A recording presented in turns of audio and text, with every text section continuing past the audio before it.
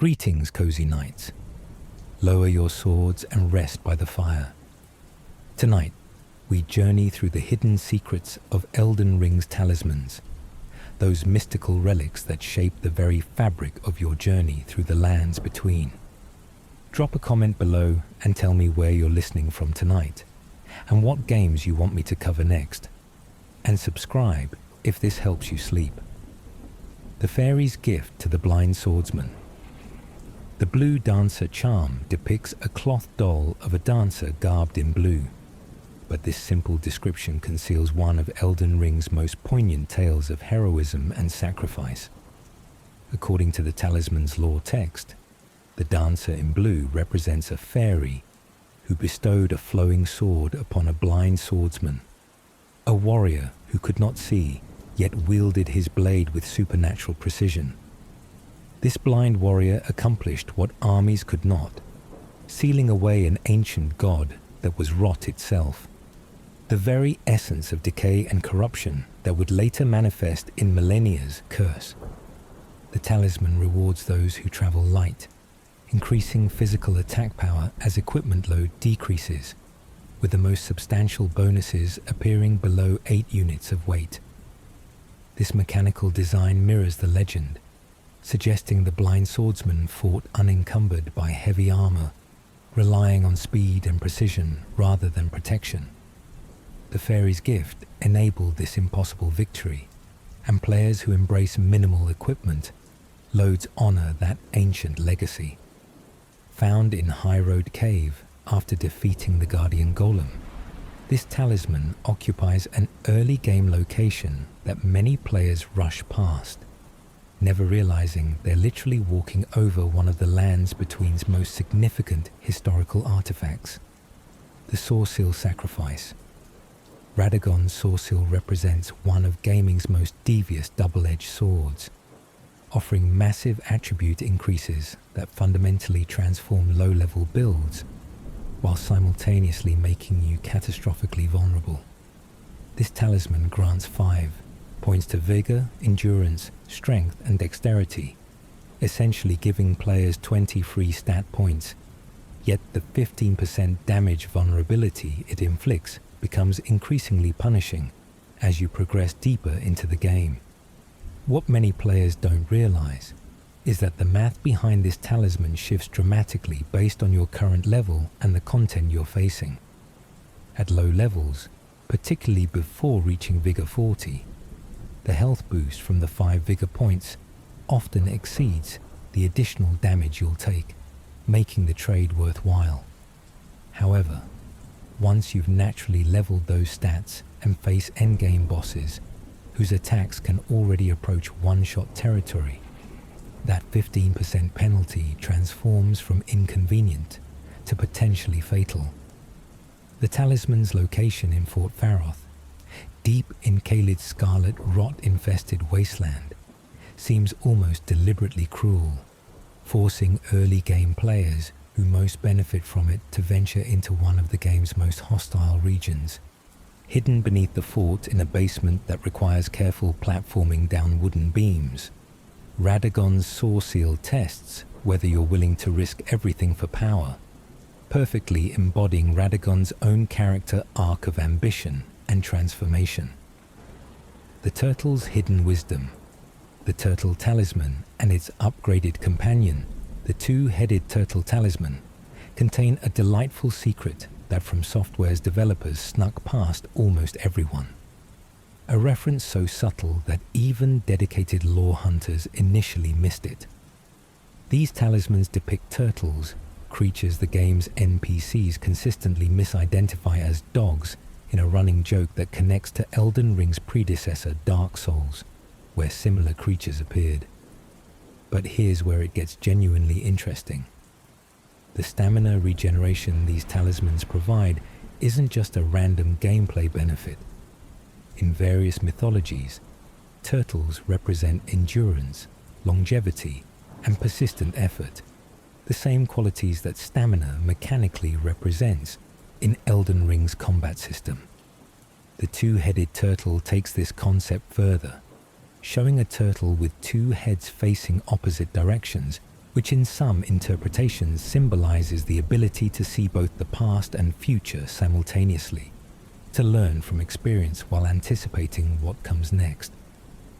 This perfectly mirrors how skilled players use stamina management, balancing current offensive needs against future defensive requirements. The stamina regeneration increase of 7.75 per second for the basic version and 8 per second for the two-headed variant might seem modest, but over the course of extended boss fights, this passive recovery adds up to dozens of additional attacks or dodges. The Crucible's ancient power. The various Crucible Talismans represent physical connections to the primordial Crucible, the chaotic source of all life that existed before the Erdtree imposed its golden order upon the world. What makes these talismans exceptionally unusual is that they depict aspects that the Golden Order later deemed impure and monstrous. The tails, horns and wings that marked beings as touched by the Crucible's savage vitality. Equipping multiple Crucible Talismans doesn't just stack their effects, it transforms your character into something resembling the Crucible Knights themselves, those ancient warriors who served Godfrey before the Erdtree's current regime. The Crucible Feather Talisman improves dodge rolls, the Crucible Scale Talisman reduces damage taken, and the Crucible Horns Talisman enhances guard counters, creating a build that emphasizes the aggressive, relentless combat style the Crucible Knights embodied. Here's something almost no players discover naturally. The Talisman of all Crucibles, added in Shadow of the Erdtree, combines every Crucible aspect into a single slot, effectively giving you 4 talisman effects from one item. However, obtaining it requires navigating one of the DLC's most obscure platforming sequences in the ancient ruins of Ral, where you must make a series of precise jumps across tree branches that look nearly identical, with only subtle environmental differences indicating the correct path forward. Alexander's final gift. The Shard of Alexander serves as the culmination of one of Elden Ring's most beloved questlines, but the story behind this talisman extends far beyond what appears in Alexander's dialogue. This fragment of the warrior jar contains scraps of stewed flesh and tatters of ornaments, relics that Alexander has absorbed from countless battles and warriors he's encountered. The talisman's 15% boost to skill attack power makes it universally powerful, functioning with virtually every ash of war in the game. But examining the item description reveals something profound about Alexander's character. He's not just a jar who fights, he's a living memorial to fallen warriors, carrying their strength forward even after death. When you receive this shard after dueling Alexander in crumbling Ferrum Azula, you're inheriting not just his power, but the collective might of every warrior whose essence became part of him. The questline presents an interesting moral quandary that some players never consciously consider. If you kill Alexander early at Radagon's festival, or during his first appearances, you can obtain the inferior warrior jar shard immediately, gaining a 10% boost for your entire playthrough, rather than waiting until near the end for the stronger version. This creates a genuine tension between immediate gameplay benefit and narrative satisfaction, forcing players to choose between mechanical optimization and emotional investment in Alexander's journey. The Scorpion's devastating bargain. The Scorpion Charm family of talismans demonstrates From Software's commitment to meaningful trade-offs, offering substantial damage increases that come with penalties severe enough to fundamentally alter how you approach combat. Each Scorpion Charm increases its respective element's damage by 12% in PvE, while reducing physical damage negation by 10%. And here's where most players make a critical mistake. They focus on the damage boost while underestimating how devastating that defense penalty becomes. In practical terms, that 10% reduction means you're taking roughly 11% more damage from all physical sources, which includes the majority of attacks in the game. Against bosses like Millennia, Malekith, or Mesmer, whose rapid attack chains can already overwhelm players, this penalty transforms manageable sequences into potential death sentences. However, skilled players who've mastered dodge timing and positioning can leverage these talismans to achieve damage outputs that trivialize encounters, creating a genuine skill-reward dynamic. What's particularly interesting is how these talismans interact with PvP, where the damage boost drops to 8% while the defense penalty increases to 15%, fundamentally changing the risk-reward calculus. This creates distinct PvE and PvP metas, with certain talismans dominating one environment while being nearly worthless in the other, adding strategic depth to build planning that extends beyond simple stat optimization. The Erdtree's multifaceted blessing. Erdtree's favor and its upgraded variants represent one of the game's most universally applicable talismans, yet their true power lies in synergies that most players never fully exploit. The base version increases maximum HP by 3%, maximum stamina by 7%, and maximum equip load by 5%. Modest improvements that become substantial when combined with other percentage-based bonuses. The +2 version, found in Leyndell Ashen Capital, among the roots of a giant tree surrounded by ulcerated tree spirits, offers an 8% HP increase, 9.8% stamina boost, and 8% equip load improvement. Here's what makes this mathematically interesting. Because these are percentage increases, they scale with your base stats, meaning the talisman becomes more valuable as you level up. A character with 2,000 hit points gains 160 health from the +2 version, while someone with 1,000 hit points only gains 80. This creates interesting optimization questions about when to equip the talisman, whether it's worth using at low levels when the absolute numbers are small, or if you should save the slot for more impactful effects until your base stats are higher. The stamina increase deserves special attention because it affects both offensive and defensive options simultaneously, giving you more attacks per stamina bar, while also providing additional dodges when you need to disengage.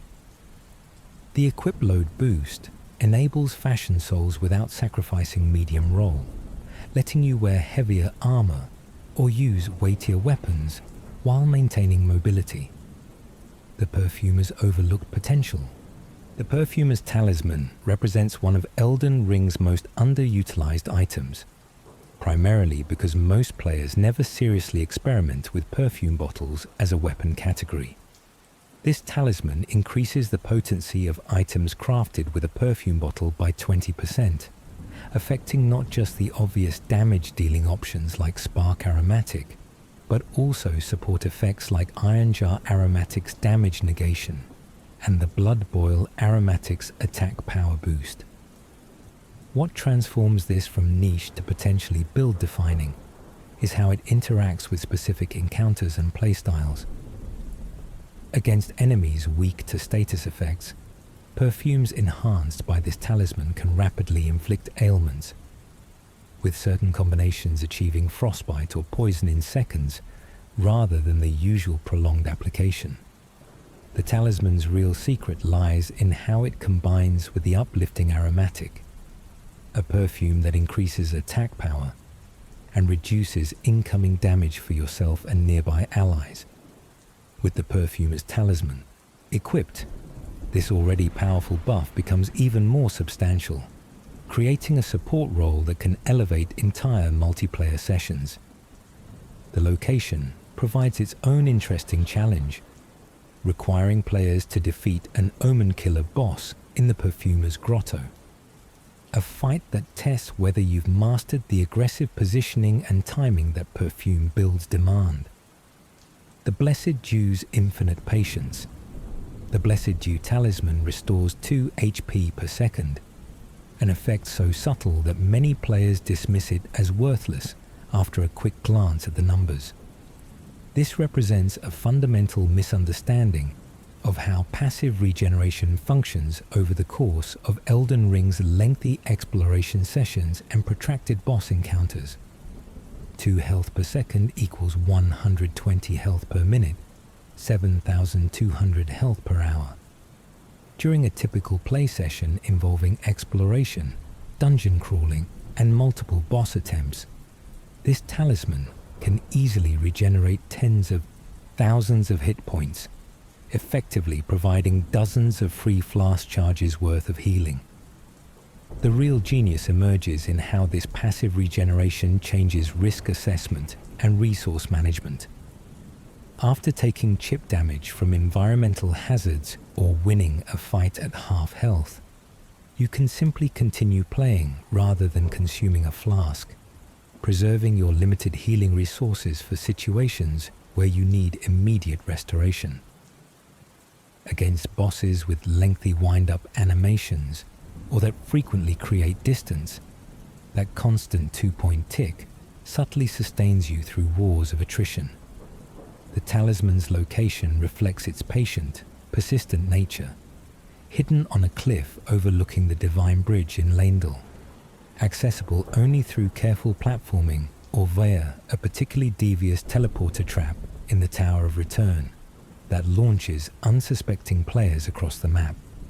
The dancer's mechanical precision, Millicent's Prosthesis, stands as perhaps the most controversial talisman in Elden Ring, because obtaining it requires betraying one of the game's most sympathetic characters during her moment of greatest vulnerability.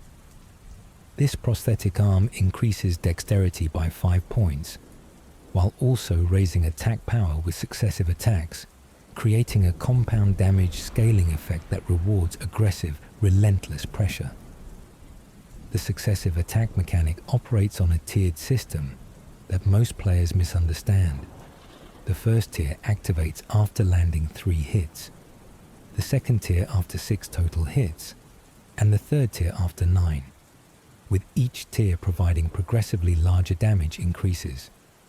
Heavy attacks count as 2 hits toward this total, meaning certain weapons and playstyles can activate higher tiers more rapidly than others. Here's where it gets mechanically fascinating. The buff tiers decay if you don't maintain offensive pressure, dropping down 1 tier every 1.5 seconds of not landing hits. This creates a rhythm to combat where you must balance aggression against positioning, knowing when to press the attack to maintain your damage stacks versus when to reset and rebuild them after dodging dangerous patterns.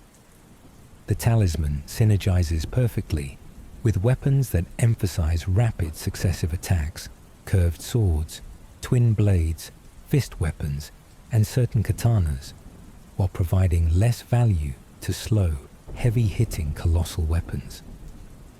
When combined with the rotten-winged sword Insignia, which provides a similar but separate buff, you can achieve damage multiplication that transforms viable builds into devastatingly powerful ones. The Moon's mysterious connection. The Moon of Nokstella represents one of the 8 legendary talismans required for a specific achievement, but its true significance extends far beyond mere completionism. This talisman grants 2 additional memory slots for sorceries and incantations, a deceptively powerful effect that fundamentally alters how casters approach build construction and combat. Flexibility. With 2 extra slots, pure casters can maintain their full offensive spell loadout, while also carrying utility options like healing incantations, buffs, or situational spells they might otherwise omit. The talisman's description mentions it being a treasure of Nokstella, the Eternal City, connecting it to the ancient civilization that existed before the current age, a society that worshipped stars and practiced moon-aligned sorceries that the Academy at Raya Lucaria would later study. What's particularly interesting is how the game places this talisman. You'll find it deep in Nokstella, requiring navigation through one of the underground's most confusing areas, solving an environmental puzzle involving moving platforms and precise timing.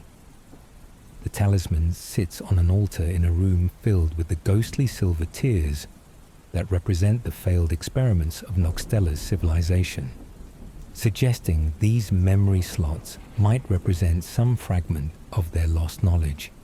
For players pursuing specific spell combinations, or those who want maximum versatility without constantly visiting sites of grace to reorganize their loadout, this talisman transforms from nice to have into borderline essential. The Claw's Savage Efficiency. The Claw Talisman enhances jump attack damage by 15%, initially appearing to serve only jumping attack builds, until you discover how many of Elden Ring's most effective combat techniques qualify as jump attacks. Mounted combat on Torrent. Every strike is a jump attack. Plunging attacks from elevated positions, jump attacks. The running jump heavy attack that many weapons feature, also a jump attack. This means the Claw Talisman benefits a far wider range of playstyles than its description suggests.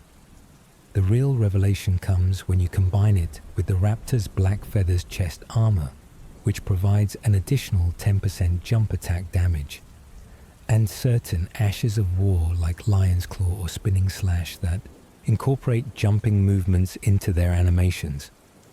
Suddenly, you're achieving damage multipliers that rival charged attack builds or successive attack chains, but with more mobility and positioning flexibility. Jump attacks also possess a hidden mechanical advantage that the game never explicitly teaches. They have inherent poise damage multipliers, making them more effective at breaking enemy stance and opening opportunities for critical hits. Against certain bosses, particularly those weak to stance breaks, a jump attack build using the Claw Talisman can achieve stagger thresholds in half the time of traditional approaches. The talisman's location atop a tower in the shaded castle seems almost designed to encourage players to practice the very jump attacks it enhances, requiring careful platforming and spatial awareness to claim. The Arsenal's Burden Management. The Arsenal Charm and its superior version, the Great Jar's Arsenal, solve one of Elden Ring's most persistent problems by increasing maximum equip load, enabling players to wear heavier armor and wield weightier weapons without sacrificing mobility.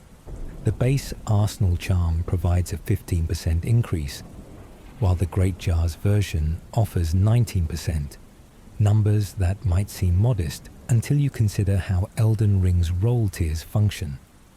Equipment load operates on breakpoints where crossing certain thresholds fundamentally changes your dodge roll properties. Staying under 30% of maximum load grants a light roll with extended distance and faster recovery.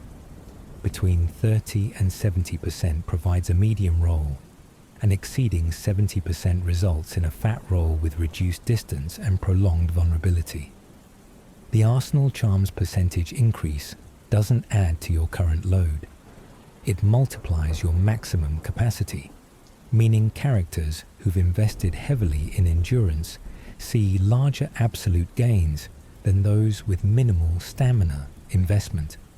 This creates interesting optimization decisions about whether to use a talisman slot for equip load or to simply level endurance further, trading immediate versatility for long-term stat investment.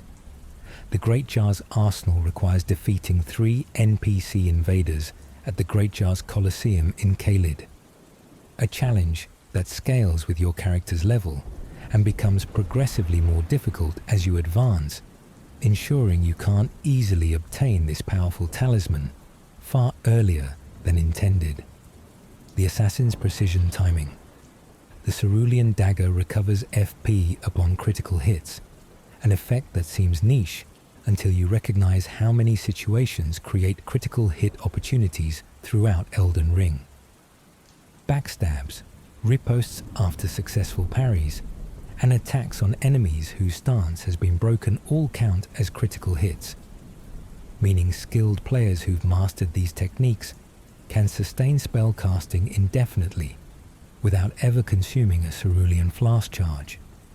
The FP recovery scales with your maximum FP pool, providing larger absolute returns for characters who've invested heavily in mind, creating a positive feedback loop where the talisman becomes more valuable as you build into casting statistics. What makes this particularly interesting for hybrid builds is how it enables weapon-based characters to maintain buff uptime without dedicating flask charges to FP recovery.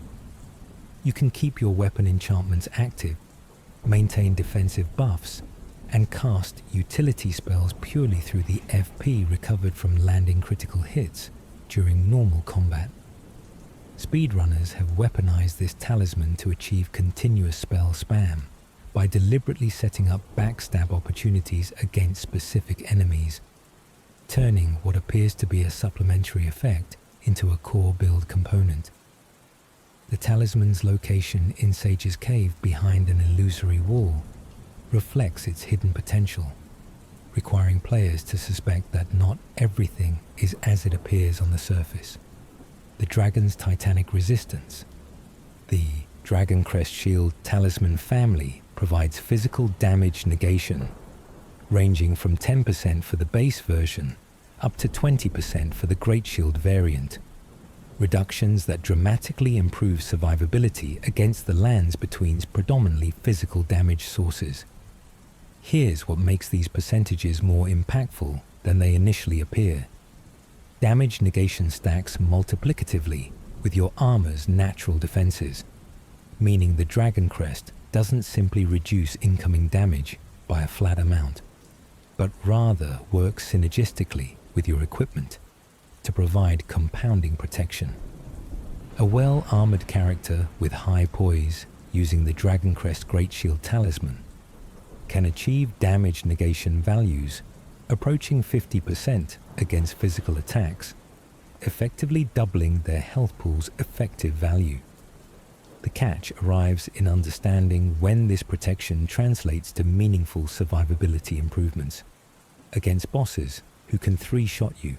Reducing their damage by 20% might only extend that to 4 shots, providing 1 additional mistake's worth of buffer. However, against aggressive enemy chains that rapidly accumulate chip damage, that constant 20% reduction can be the difference between surviving a combo and dying mid-sequence. The PvP environment treats these talismans differently, with the Great Shield version's negation dropping from 20% to 5%, a 75% reduction that renders it nearly worthless in player versus player combat, while keeping it powerful in PvE, deliberately separating the game's 2 competitive spaces. The Companion's Healing Touch. The Companion Jar heals you slightly upon defeating enemies, an effect so minimal that it appears almost worthless at first glance. The healing amount varies based on the enemy's difficulty, but even against standard foes, you're only recovering around 10 to 30 HP per kill. However, this talisman represents one of the game's best quality of life improvements during extended exploration sessions through densely populated areas. While progressing through legacy dungeons with rooms full of enemies, the Companion Jar provides a constant trickle of healing that accumulates over dozens of kills, potentially saving multiple flask charges throughout a dungeon run. The real value emerges during level grinding sessions or rune farming routes where you're killing hundreds of enemies in succession. That tiny heal per kill adds up to thousands of HP recovered over the course of a farming session, extending how long you can maintain aggressive grinding before needing to rest at a site of grace. The talisman comes from completing Jarbane's questline, which itself requires substantial exploration and the completion of Alexander's full quest chain, meaning you won't obtain it until late in your playthrough, when you've presumably already accumulated substantial healing resources. This creates an interesting progression curve where the talisman arrives precisely when you least need it mechanically, but most appreciate it for its convenience factor. The Prince of Death's scholarly insight. The Prince of Death's staff and its connection to both intelligence and faith creates unique optimization opportunities that the similarly themed talismans enhance. The Graven Mass Talisman increases all sorcery damage by 8%, while the Faithful's Canvas Talisman boosts incantation damage by 4%, and the Flock's Canvas Talisman enhances these by 8%. Combining these with dual-stat weapons and catalysts creates damage multiplication effects that exceed what pure single-stat builds can achieve. Here's where the math gets interesting.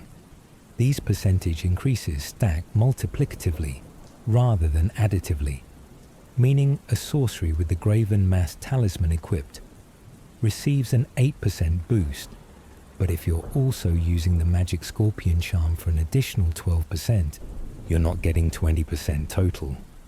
You're getting 1.08 times 1.12, which equals 1.2096, a 20.96% increase. Stack enough damage multipliers, and you're approaching one-shot territory against many enemies and mini-bosses. The catch involves understanding opportunity costs and diminishing returns. Each talisman slot dedicated to damage enhancement is one you can't use for defense, utility, or FP management, creating builds that excel at burst damage, but struggle with sustained engagements or survivability.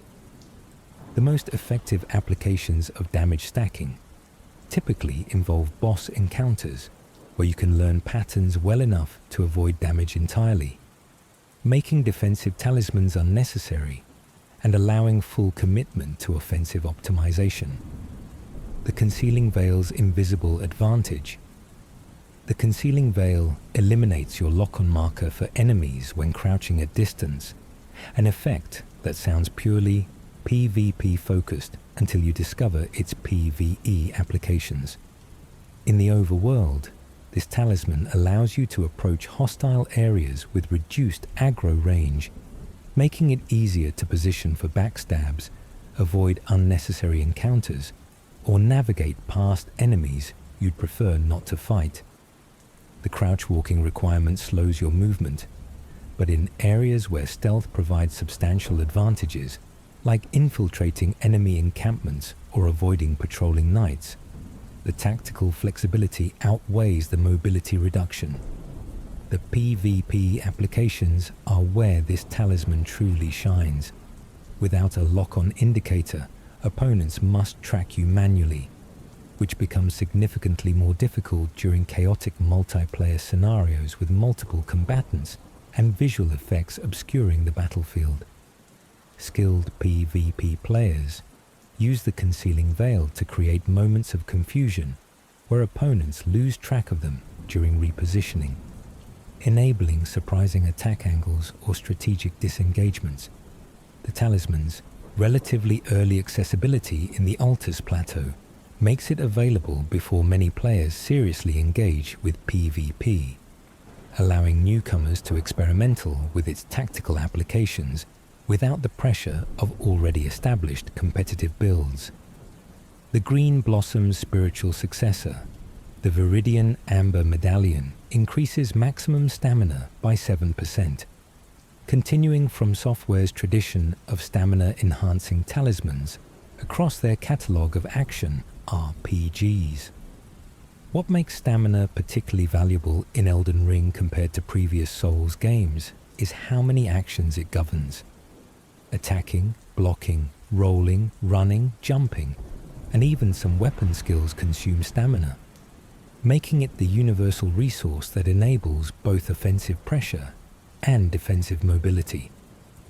A 7% increase might seem minimal, but during extended boss encounters where you're constantly managing stamina between attack windows and dodge sequences, that extra 7% often translates to 1 additional attack or 1 extra dodge. Micro advantages that accumulate into meaningful survival improvements. The Medallion's percentage-based scaling means it becomes more valuable as you invest in endurance naturally, creating a positive feedback loop for stamina-focused builds. At 20 endurance, you might gain only a few points, but at 50 endurance, that 7% translates to substantial stamina reserves. The +2 version found in the Erdtree provides a 13% increase, nearly doubling the effectiveness and making it a near mandatory choice for builds that emphasize sustained offensive pressure or prolonged blocking with great shields. The stamina system's hidden recovery mechanics interact interestingly with these percentage increases, as the rate at which stamina regenerates remains constant regardless of your maximum pool. Meaning, larger stamina reserves extend how long you can maintain aggressive sequences but don't accelerate your recovery between engagements. The Godfrey Icon's charge potential. The Godfrey Icon increases the damage of charged spells and skills by 15%, creating interesting optimization puzzles around which abilities qualify as charged for the talisman's purposes. Obviously, charged sorceries like Glintstone Comet Shard and Loretta's Greatbow receive the bonus, but so do charged incantations and weapon skills that involve holding the input button for extended wind-up animations. The mechanical question becomes whether the 15% damage increase justifies using spells with longer cast times that leave you vulnerable for extended periods. Against bosses with predictable attack patterns and clear openings, charged spells enhanced by Godfrey Icon can achieve astronomical damage outputs, essentially trading the potential to cast multiple quick spells for one devastating burst.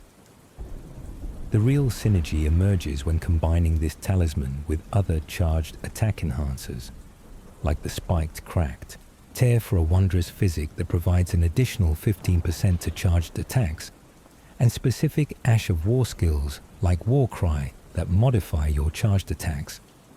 Stack these multipliers correctly, and your charged heavy attacks can approach weapon art damage levels while consuming no FP, creating hybrid builds that blur the line between physical and magical damage dealers.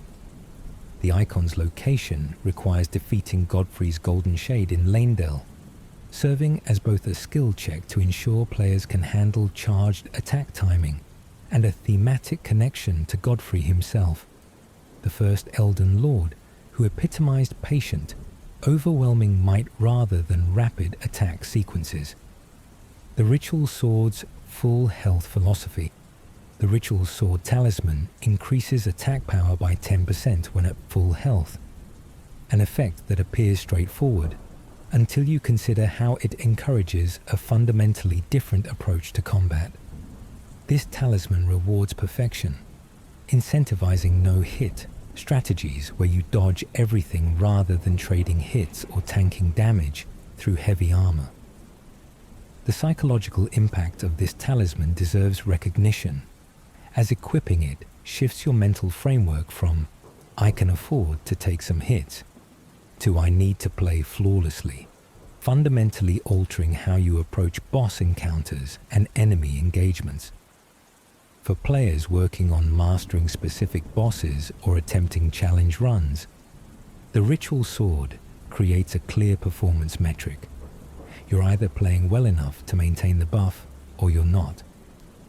The 10% damage increase might not sound substantial, but it's always active for skillful play, providing a permanent boost that compounds with other damage multipliers to create impressive numbers. The catch is understanding your own consistency.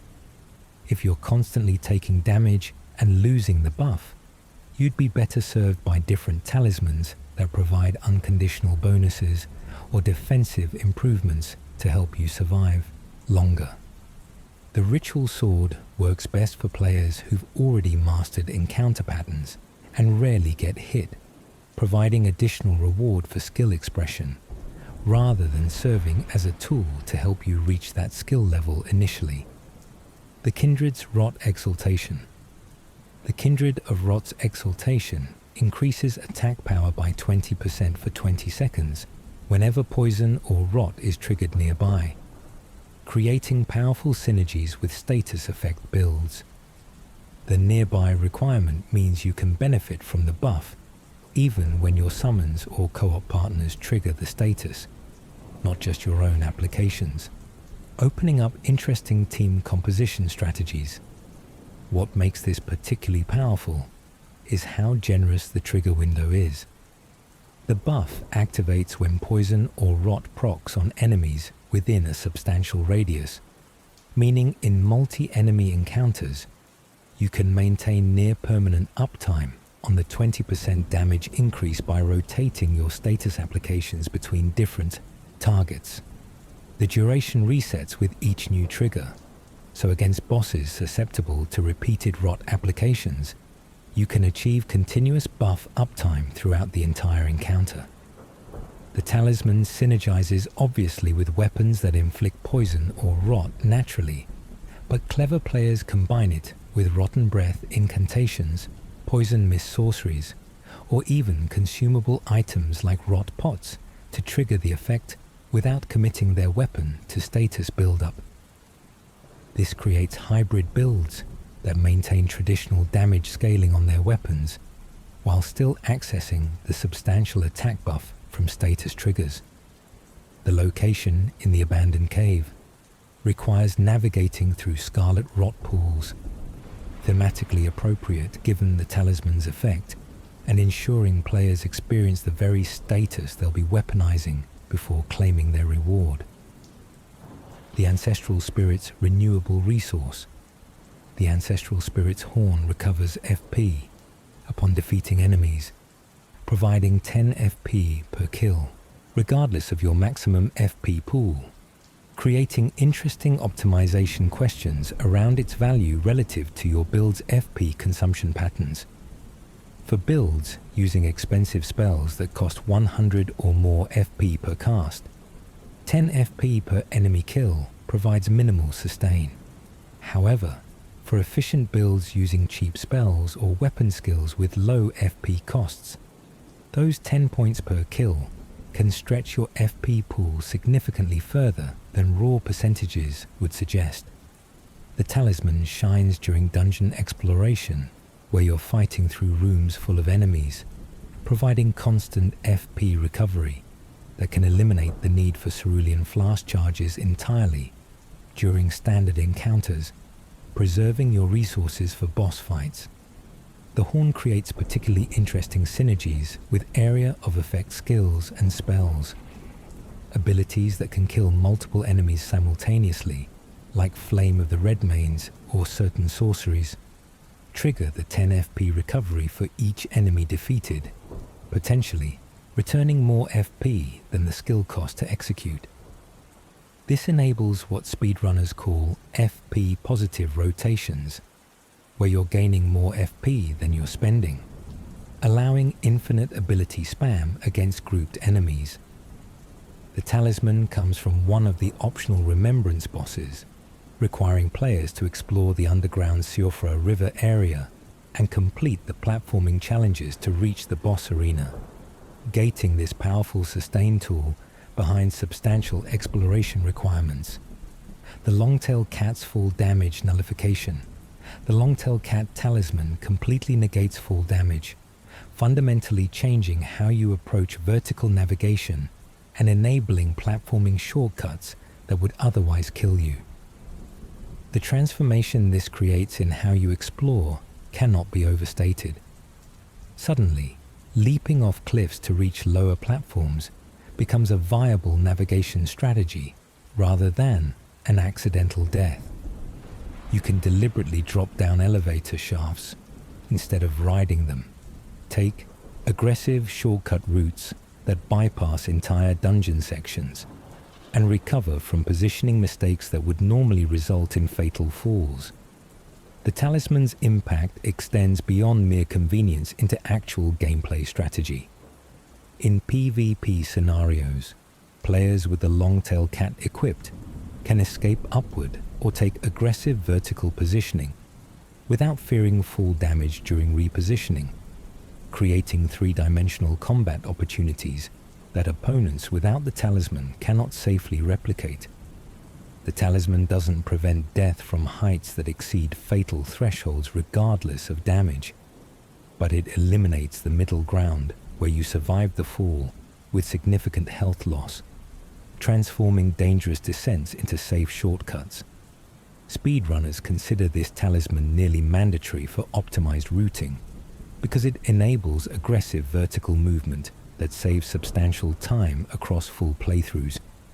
The talisman's purchase availability from the merchant on the Altus plateau makes it accessible relatively early, though the 5,000 rune cost ensures you're making a conscious investment decision rather than stumbling into it accidentally.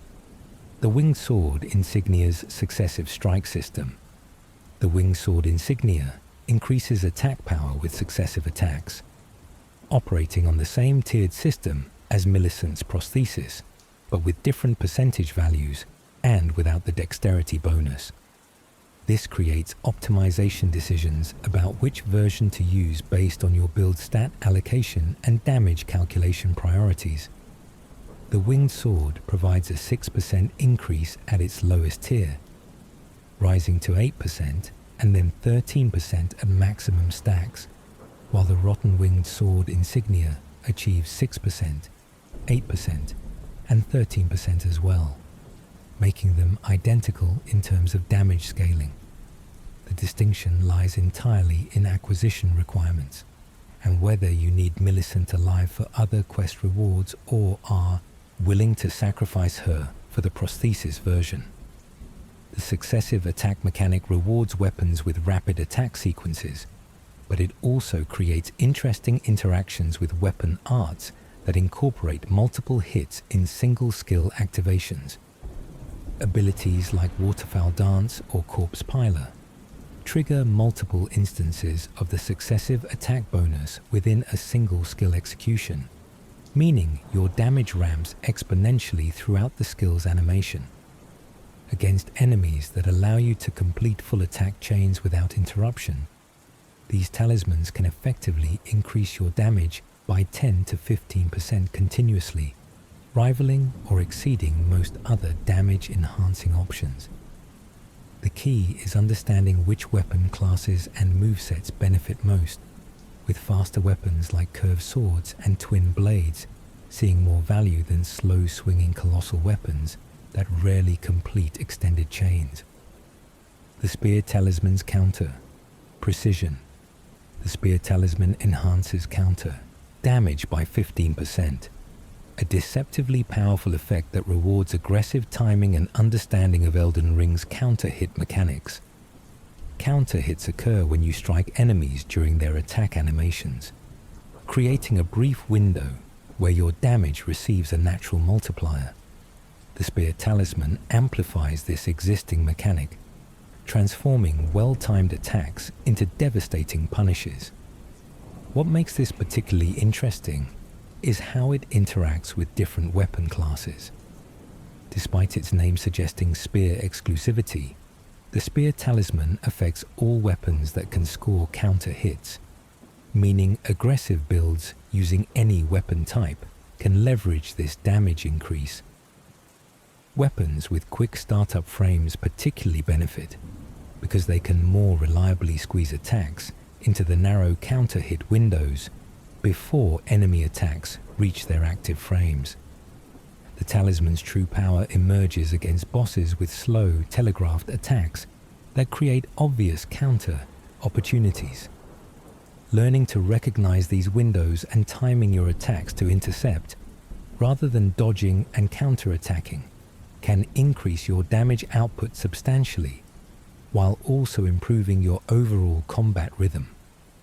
The talisman comes from killing Edgar the Revenger at the Revenger's Shack in Leonia, requiring you to have progressed far enough in his daughter Irina's tragic questline to trigger his appearance, connecting this combat-focused talisman to one of Elden Ring's more emotionally resonant side stories. The Bull Goat's Poise Foundation. The Bull Goat's Talisman increases poise by 45 points, a substantial boost that can transform builds from easily staggerable to nearly unstoppable during attack animations. Poise determines how much damage you can absorb during attacks before being interrupted, with different weapon classes requiring different poise values to enable hyper armor during their swings. The Bull Goat's 45 points often represents the difference between being able to trade hits confidently and getting staggered out of every attack attempt. What's particularly valuable is how this talisman enables fashion souls by allowing you to wear lighter armor while still maintaining functional poise values for your weapon class. A player using a colossal sword might need over 100 poise to reliably hyper armor through most enemy attacks, normally requiring full heavy armor that severely limits fashion options. With the Bull Goat's Talisman, they can wear medium armor pieces they prefer aesthetically, while still reaching their poise breakpoints for reliable trading. The talisman's location requires defeating Tragoth during his invasion in Volcano Manor, accessible during a specific window in Patch's questline, making it one of several talismans that players can permanently miss if they don't understand the exact sequence required for Patch's quest chain. The Silver Scarab's Rune Acquisition Rate. The Silver Scarab increases rune acquisition from defeated enemies by 20%, a quality of life improvement that accelerates character progression without fundamentally altering gameplay mechanics. The 20% increase might not seem substantial per individual kill, but over hundreds of enemy defeats throughout a playthrough, it accumulates to thousands of additional runes that translate directly into extra levels or purchasing power. The real question becomes whether a permanent 20% income increase justifies sacrificing a talisman slot that could provide combat advantages. For players actively farming runes, the answer is obviously yes. You equip the Scarab during grinding sessions and swap it out for combat talismans during actual challenging content. However, the Scarab's value during normal progression depends heavily on your playstyle and whether you're the type to thoroughly clear areas or rush through focusing only on critical path content. Completionist players who defeat every enemy they encounter will see far more total rune gain from the Scarab than speedrunners who skip most encounters. The talisman's location in the abandoned cave requires navigating through rot pools while fighting giant ants, thematically connecting the reward to the grinding it enhances. Insects endlessly gathering resources just as players endlessly farm for runes. The Curved Sword Talisman's Guard Counter Enhancement. The Curved Sword Talisman enhances guard counters by 20%, transforming a defensive mechanic into a viable offensive strategy. Guard counters allow you to immediately riposte after blocking an attack, consuming minimal stamina while dealing substantial damage and poise damage to enemies. The 20% increase makes these counters hit significantly harder while also improving their stance breaking potential, meaning you'll achieve critical hit opportunities more frequently when using this defensive playstyle. What makes this talisman particularly interesting is how it enables tank builds that normally struggle with damage output to maintain competitive clear speeds. By focusing on blocking and guard countering rather than dodging and punishing, you can progress through content while wearing heavy armor and great shields, playstyles that typically sacrifice offense for defense. The Curved Sword Talisman helps reclaim some of that lost damage potential, narrowing the gap between defensive and offensive builds. The talisman also creates interesting gameplay texture by encouraging you to actively seek blocking opportunities rather than defaulting to dodges, diversifying your defensive toolkit and creating moments of calculated risk where you commit to taking a block specifically to land an enhanced counterattack. The Clarifying Horn Charm's Immunity Foundation. The Clarifying Horn Charm raises immunity by 90 points, providing substantial resistance against poison and scarlet rot buildup, two of the game's most persistent environmental hazards. What many players don't realize is how immunity interacts with the percentage-based damage from poison and rot. Higher immunity doesn't reduce the damage these status effects inflict once active. Instead, it increases the threshold required to trigger them initially and potentially shortens their duration. Against enemies and areas that constantly apply status buildup, like the Lake of Rot or fighting rot-inflicting enemies, the Clarifying Horn can mean the difference between maintaining the status indefinitely and having it wear off between application sources. The talisman creates interesting optimization questions in specific encounters. Against Millennia, whose attacks rapidly build scarlet rot, is it worth sacrificing a damaged talisman for the Clarifying Horn to potentially prevent rot from triggering at all? Or should you simply accept you'll get rotted and use that slot for damage to end the fight faster? These decisions involve understanding not just the mechanical trade-offs, but also your own tolerance for dealing with status effects and resource consumption from boluses and spells used to cleanse them. The Fire Scorpion's damage amplification. The Fire Scorpion charm increases fire damage by 12%, while reducing physical damage negation by 10%, creating the same risk-reward dynamic as other Scorpion charms, but for fire-focused builds. The interesting optimization questions emerge around which damage types the talisman affects. Obviously, fire sorceries and incantations receive the boost, but so do weapon buffs like Bloodflame Blade and Flame Grant Me Strength, weapons with inherent fire damage scaling, and consumables like firepots. This means the Fire Scorpion can enhance multiple aspects of a build simultaneously, rather than affecting a single damage source. The real power comes from stacking fire damage multipliers. Combine the Fire Scorpion with the Flame Grant Me Strength incantation for an additional 20% fire damage. Use a weapon with fire affinity, and suddenly you're achieving compounding damage increases that push fire builds into competitive territory with bleed or frost builds. The catch, as always, is that 10% physical damage negation penalty, which becomes increasingly punishing the less you invest in armor and defensive stats. Fire builds already tend toward glass cannon territory due to their focus on faith or intelligence over vigor, meaning the Scorpion's penalty exacerbates an existing vulnerability. The Radagon Icon's casting acceleration. The Radagon Icon shortens casting time for both sorceries and incantations by providing 30 virtual dexterity exclusively for spellcasting speed. This creates immediate value for caster builds that otherwise wouldn't invest in dexterity, effectively giving them the casting speed of 60 dexterity characters while allowing them to focus stat points elsewhere.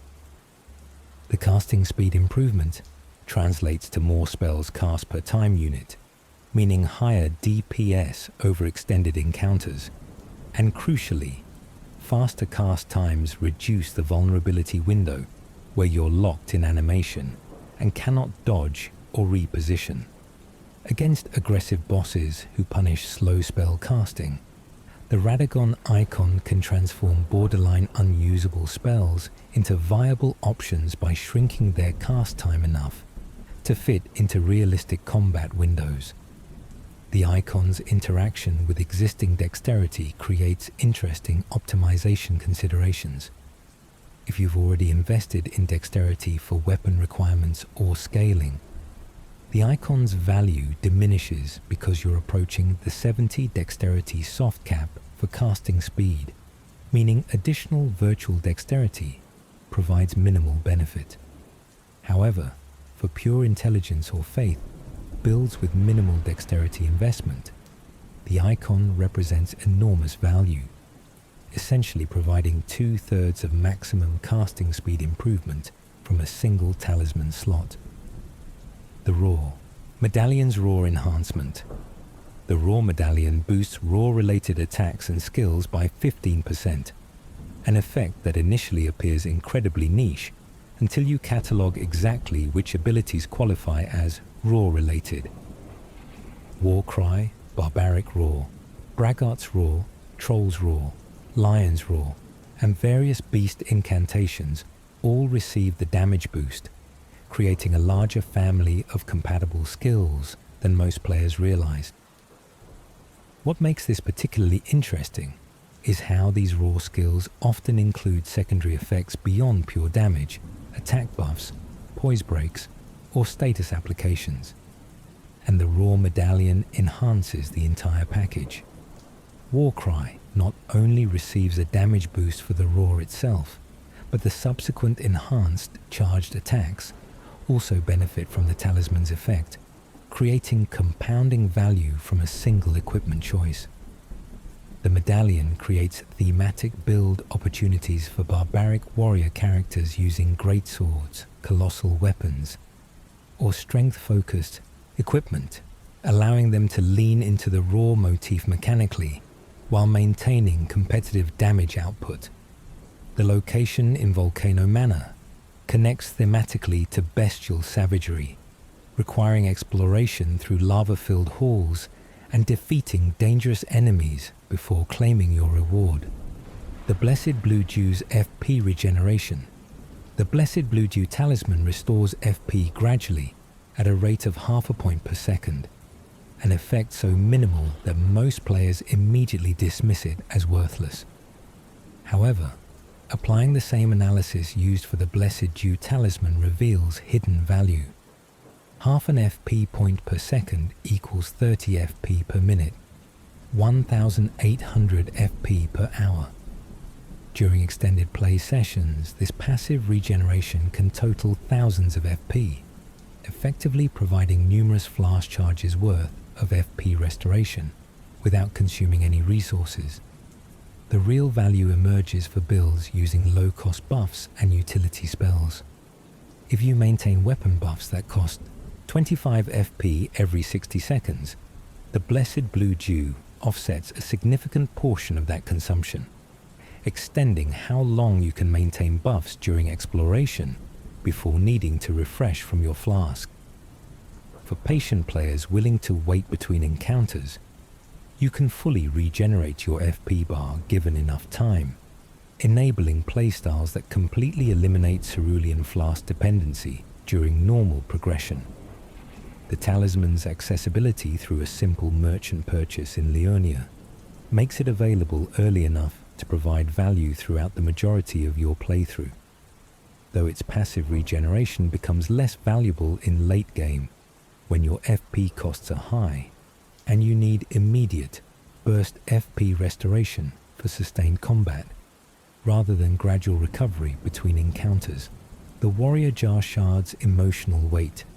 The Warrior Jar Shard provides a 10% boost to skill attack power, mechanically identical to the Shard of Alexander, but weaker by 5 percentage points. The Shard's true significance lies in how you acquire it. By killing Iron Fist Alexander before completing his questline, cutting short one of the game's most heartwarming character arcs for immediate mechanical benefit. This creates a genuine moral quandary rarely found in games. Do you kill Alexander early for a 10% damage boost that'll serve you for your entire playthrough? Or do you honor his journey and friendship, accepting that you'll miss out on optimal damage output for the majority of your first run in exchange for narrative satisfaction? The fact that many players agonize over this decision speaks to From Software's success in creating genuinely likable NPCs whose fates matter beyond mere mechanical consequences. The shard itself contains the same lore elements as Alexander's full shard, scraps of stewed flesh and ornamental tatters from fallen warriors, but obtaining it early means you'll never hear Alexander's final words, never complete his quest to test himself against the mightiest warriors, never receive his farewell and blessing. For completionists and achievement hunters, the emotional weight of this choice compounds because they know they'll need to get both versions eventually across different playthroughs, meaning they'll inevitably betray Alexander's trust at least once, even if they spare him on their initial playthrough. The Pearl Drake Talisman's Elemental Shield.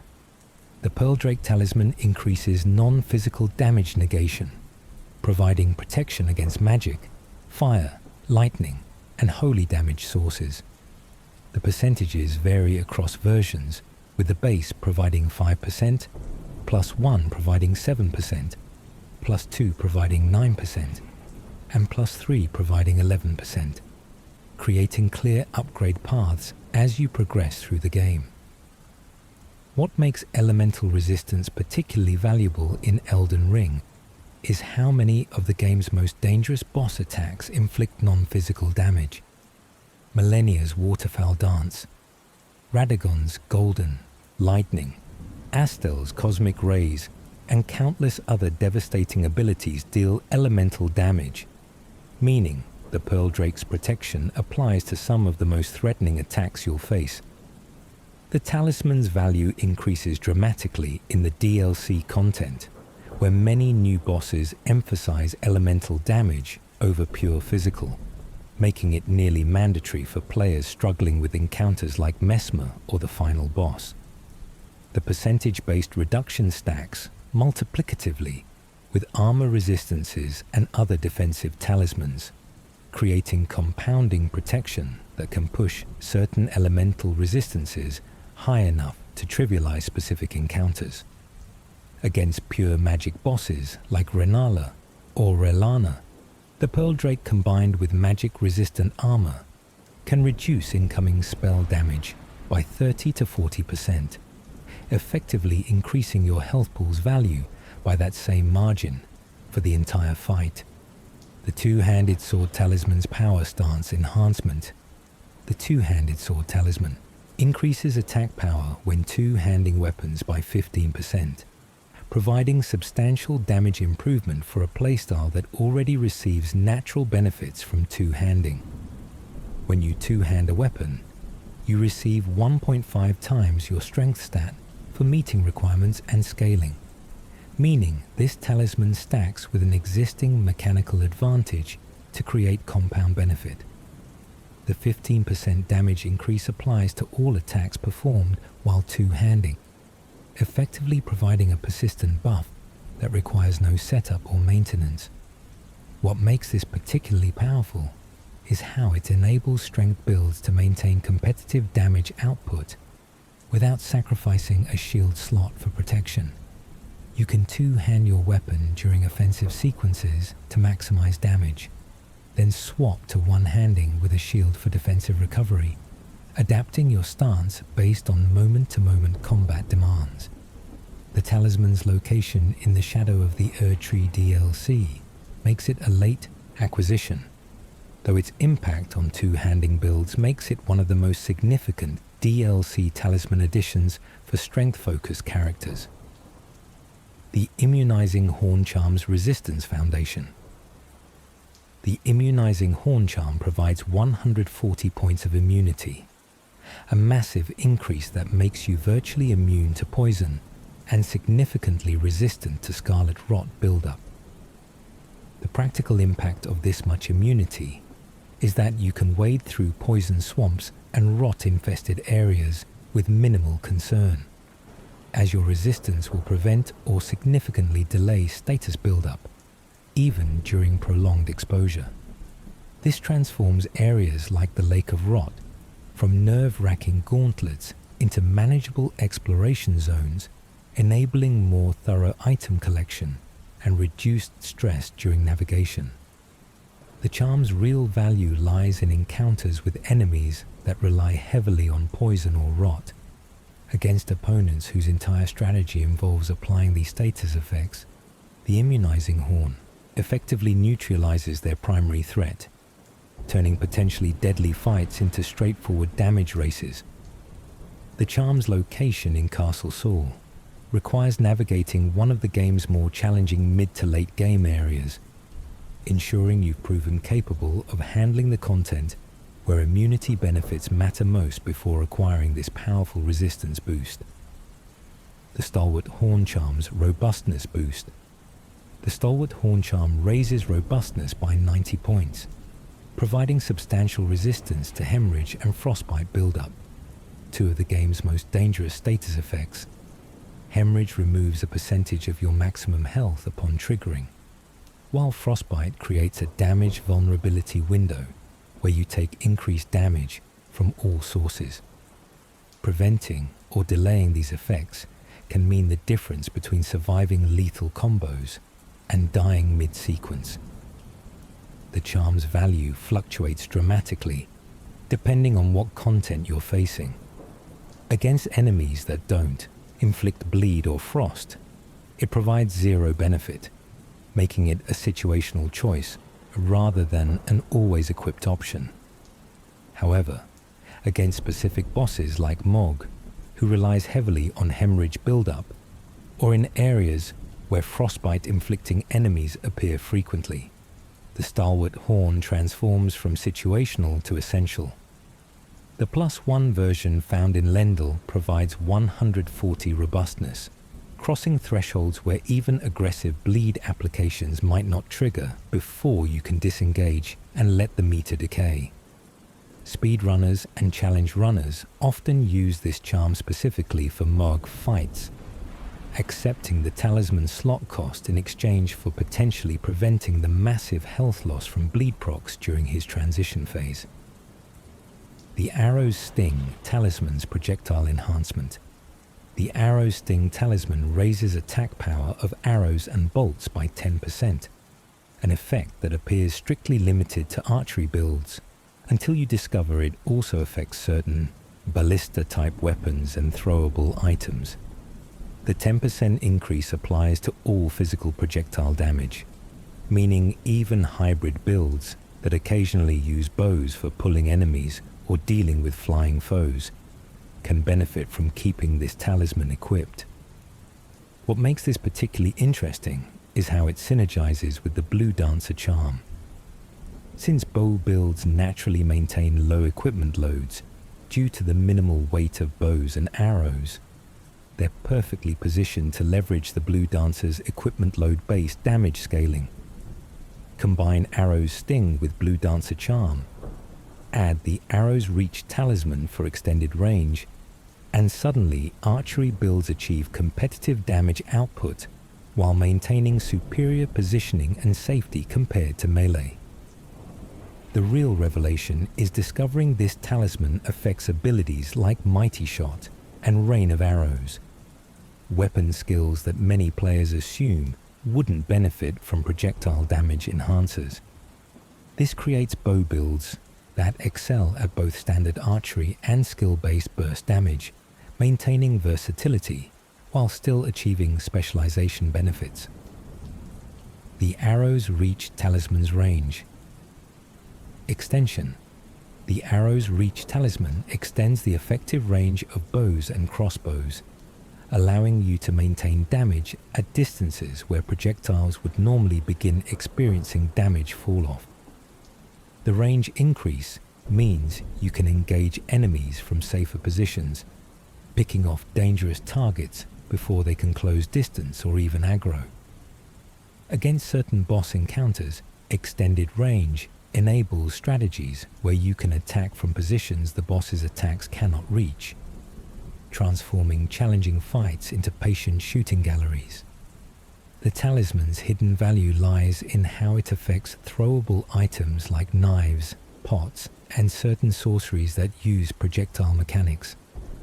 Abilities that players assume have fixed ranges suddenly reach further when this talisman is equipped, opening up new tactical applications for items typically limited to close-range use. Speedrunners leverage Arrow's Reach for specific skips and strategies that require hitting distant targets or objects, using the extended range to trigger switches or defeat enemies from positions that wouldn't normally be possible.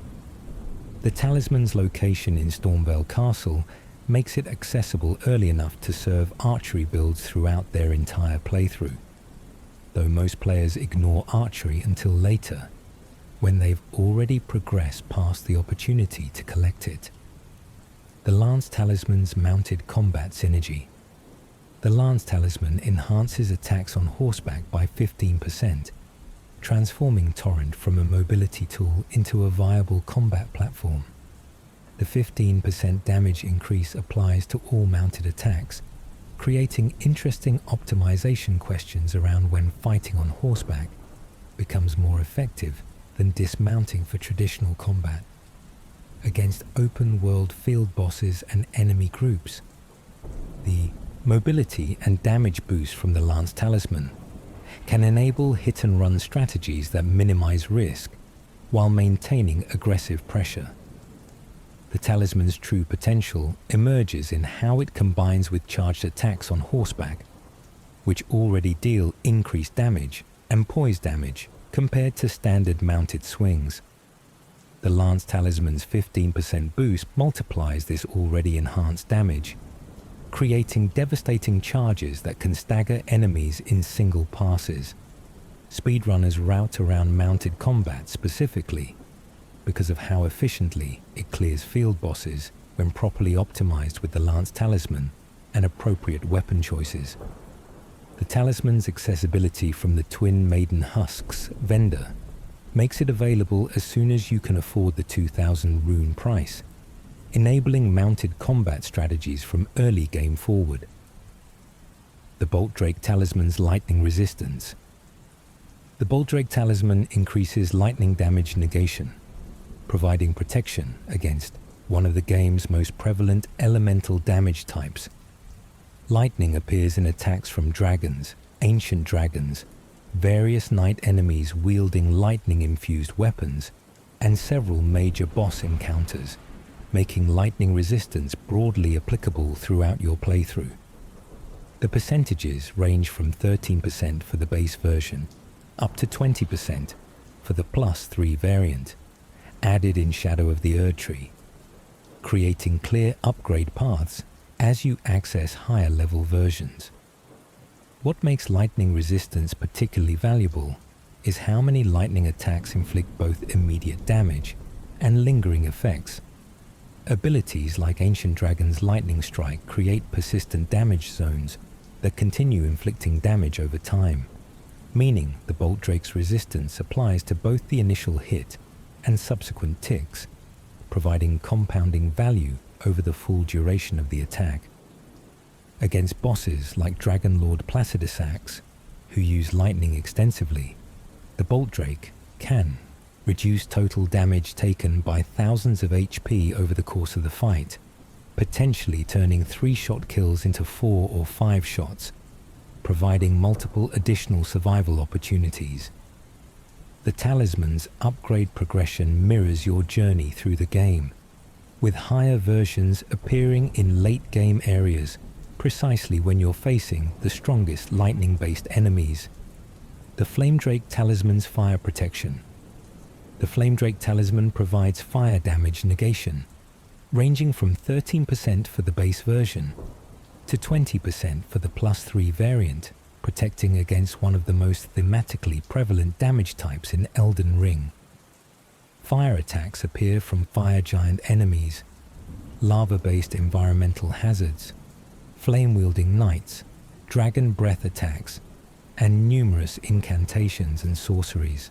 The broad applicability means the Flame Drake provides value in more encounters than more specialized resistance talismans. What's particularly interesting is how fire resistance interacts with areas featuring persistent fire damage.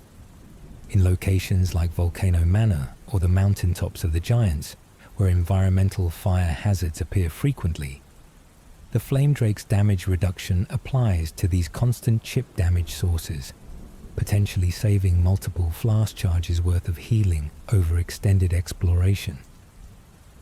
Against bosses that emphasize fire damage, like the Fire Giant or Rykard, equipping the Flame Drake can reduce incoming damage enough to shift survivability thresholds, turning fights where you barely survive into encounters where you have comfortable health margins for learning patterns and executing strategies.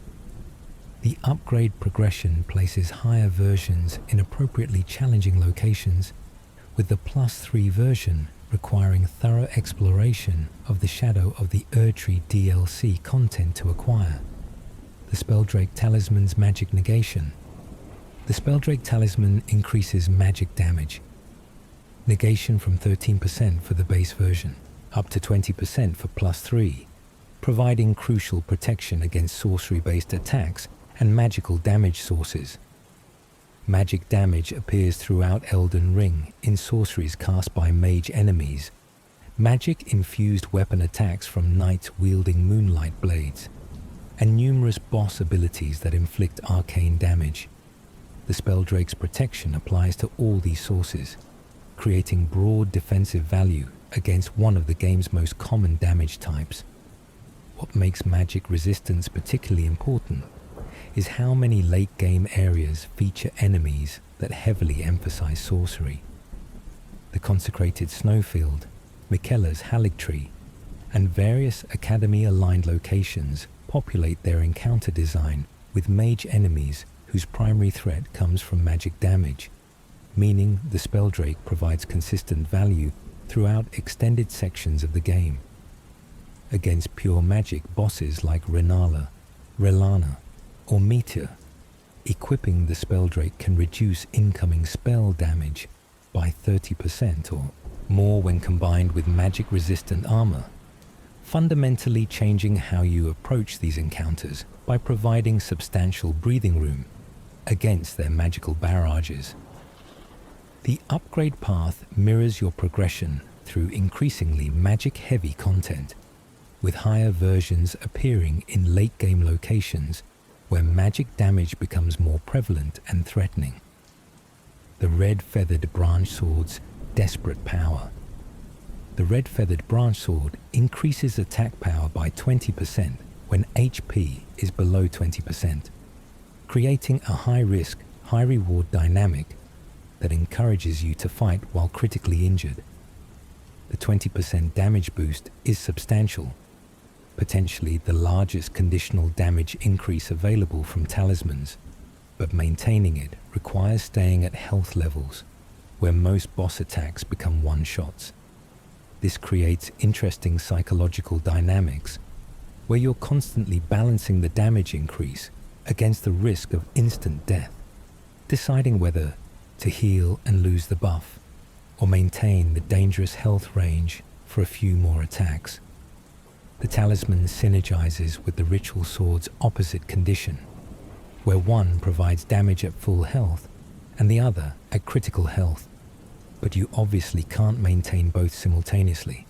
However, clever builds can swap between them mid-combat using the equipment menu's talisman swapping, optimizing damage output by switching to red-feathered when taking chip damage drops you below the threshold, then swapping to Ritual Sword after healing back to full. This creates active gameplay around talisman management rather than passive set-it-and-forget-it optimization. The Red-Feathered's location atop the Divine Tower of Limgrave requires progression through specific quest steps and platforming challenges, ensuring you've demonstrated mastery of dangerous positioning before acquiring a talisman that encourages maintaining low health. The Blue-Feathered Branchsword's defensive desperation. The Blue-Feathered Branchsword reduces damage taken by 50% when HP is below 20%, providing enormous defensive benefit during critical health emergencies. The 50% reduction effectively doubles your remaining health's value, potentially allowing you to survive combos that would otherwise finish you while giving you opportunities to heal or create distance. The talisman functions as an automatic insurance policy against death, kicking in precisely when you need it most to provide a survival buffer during mistakes or unexpected damage. What makes this particularly interesting is how it interacts with chip damage and status effects. If you're already at critical health from taking a large hit, the blue feathered's massive damage reduction can keep you alive through follow-up attacks or environmental hazards that would normally secure the kill, transforming near-death situations into recovery opportunities. The catch lies in consciously maintaining the low health threshold, as healing above 20% immediately deactivates the buff. This creates tense moments where you must decide whether the immediate safety of healing outweighs the defensive benefit of staying injured. Against aggressive bosses with rapid combo chains, the blue feathered can enable survival through sequences you simply couldn't survive otherwise, providing learning opportunities and practice against attack patterns that would normally kill you before you could observe their full execution. The Great Shield Talisman Stability Enhancement. The Great Shield Talisman increases guard boost by 30, substantially improving stamina efficiency when blocking attacks. Guard boost determines how much stamina blocking consumes per attack blocked, with higher values reducing stamina cost and making it easier to block multiple hits without guard breaking. The 30-point increase can transform marginal blocking scenarios where you barely have enough stamina into comfortable blocking situations with stamina to spare. What's particularly valuable is how this enables aggressive playstyles using great shields and guard counters, where you intentionally block enemy attacks specifically to trigger the enhanced counter-attack mechanic. With the Great Shield Talisman equipped, you can block more attacks before exhausting your stamina, creating more opportunities for guard counters and maintaining offensive pressure, even while playing defensively. The talisman synergizes obviously with builds emphasizing great shields and heavy armor, but it also enables medium shield users to achieve great shield-like blocking efficiency, opening up defensive playstyles for builds that can't afford the weight investment in actual great shields.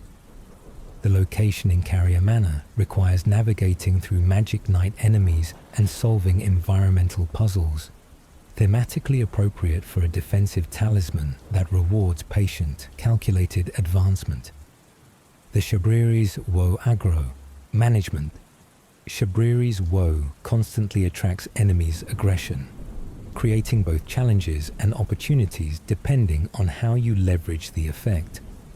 In multiplayer scenarios, this talisman allows dedicated tank builds to control enemy attention, protecting co-op partners by ensuring bosses and enemies focus exclusively on the Shabriri carrier. This enables team strategies where the tank maintains aggro, while damage dealers attack from safer positions, creating traditional MMO-style party dynamics in Elden Ring's action combat. The talisman's solo applications are more niche, but still valid. Players using summons can equip Shabriri's Woe to ensure they maintain boss aggro, rather than letting their summon tank, useful when you want to control boss positioning, or when your summon lacks the survivability to handle sustained attention. The downside is obvious. Everything wants to kill you, immediately and aggressively.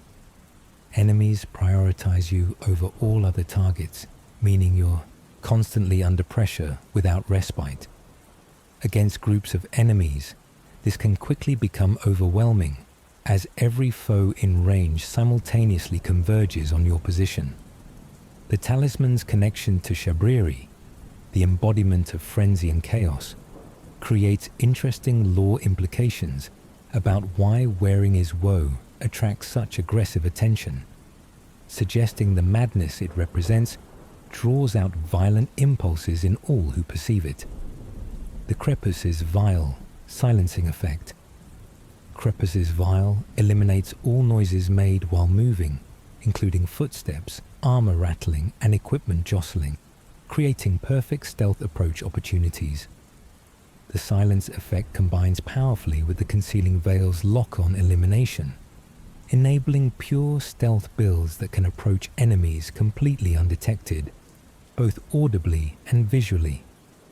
Against enemies with detection mechanics based on sound, Crepus's Vial allows you to position for backstabs or bypass encounters entirely that would normally require combat.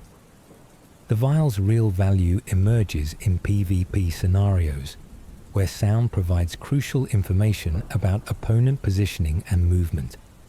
Without footstep audio, you can reposition during chaotic battles without opponents tracking your location acoustically, creating confusion and enabling surprising attack angles. The combination of silent movement and careful use of environment allows ambush tactics that would be impossible with normal audio cues, alerting opponents to your approach. The Vial's location in Volcano Manor connects thematically to stealth and assassination. Hidden in a prison area, where silence would provide tactical advantage for infiltration or escape. The Entwining Umbilical Cord's focus enhancement. The Entwining Umbilical Cord raises focus by 90 points, providing substantial resistance against sleep and madness buildup. 2 particularly dangerous status effects that can instantly end encounters. Sleep inflicts unconsciousness, leaving you completely vulnerable to follow-up attacks that often kill you before you wake. Madness inflicts massive damage and stuns you, creating similar vulnerability windows. The Cord's focus boost makes you significantly more resistant to both effects, potentially preventing their application entirely, or requiring substantially more build-up before they trigger. Against enemies and bosses that rely on these status effects, like certain Albinorics that inflict sleep or frenzy enemies around the 3 fingers, the Entwining Umbilical Cord transforms from situational to essential.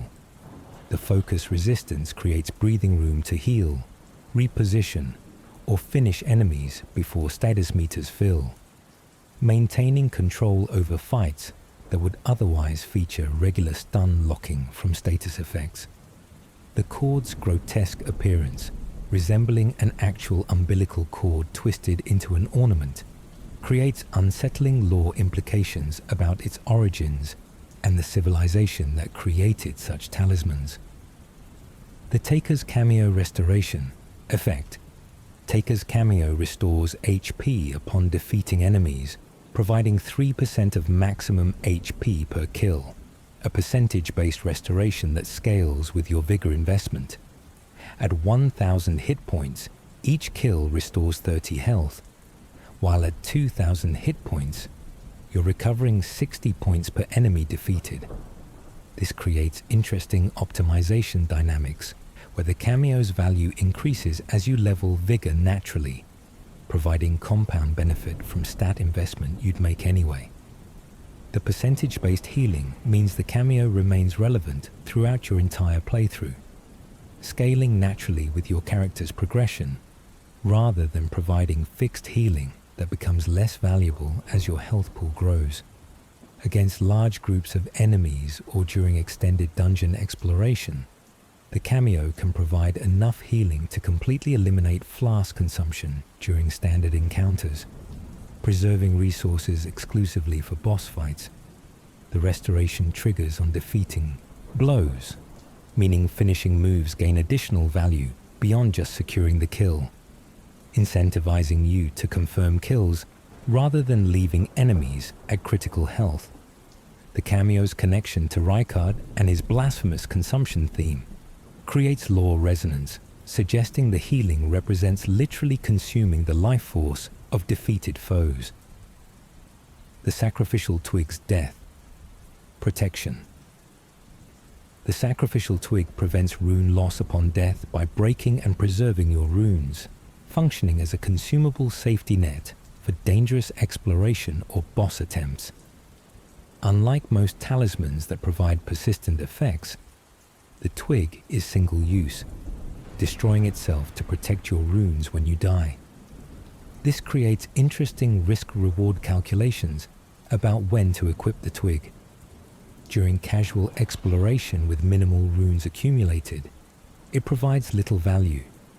However, when carrying tens of thousands of runes after successful boss kills or farming sessions, the twig's protection becomes invaluable insurance against losing significant progress.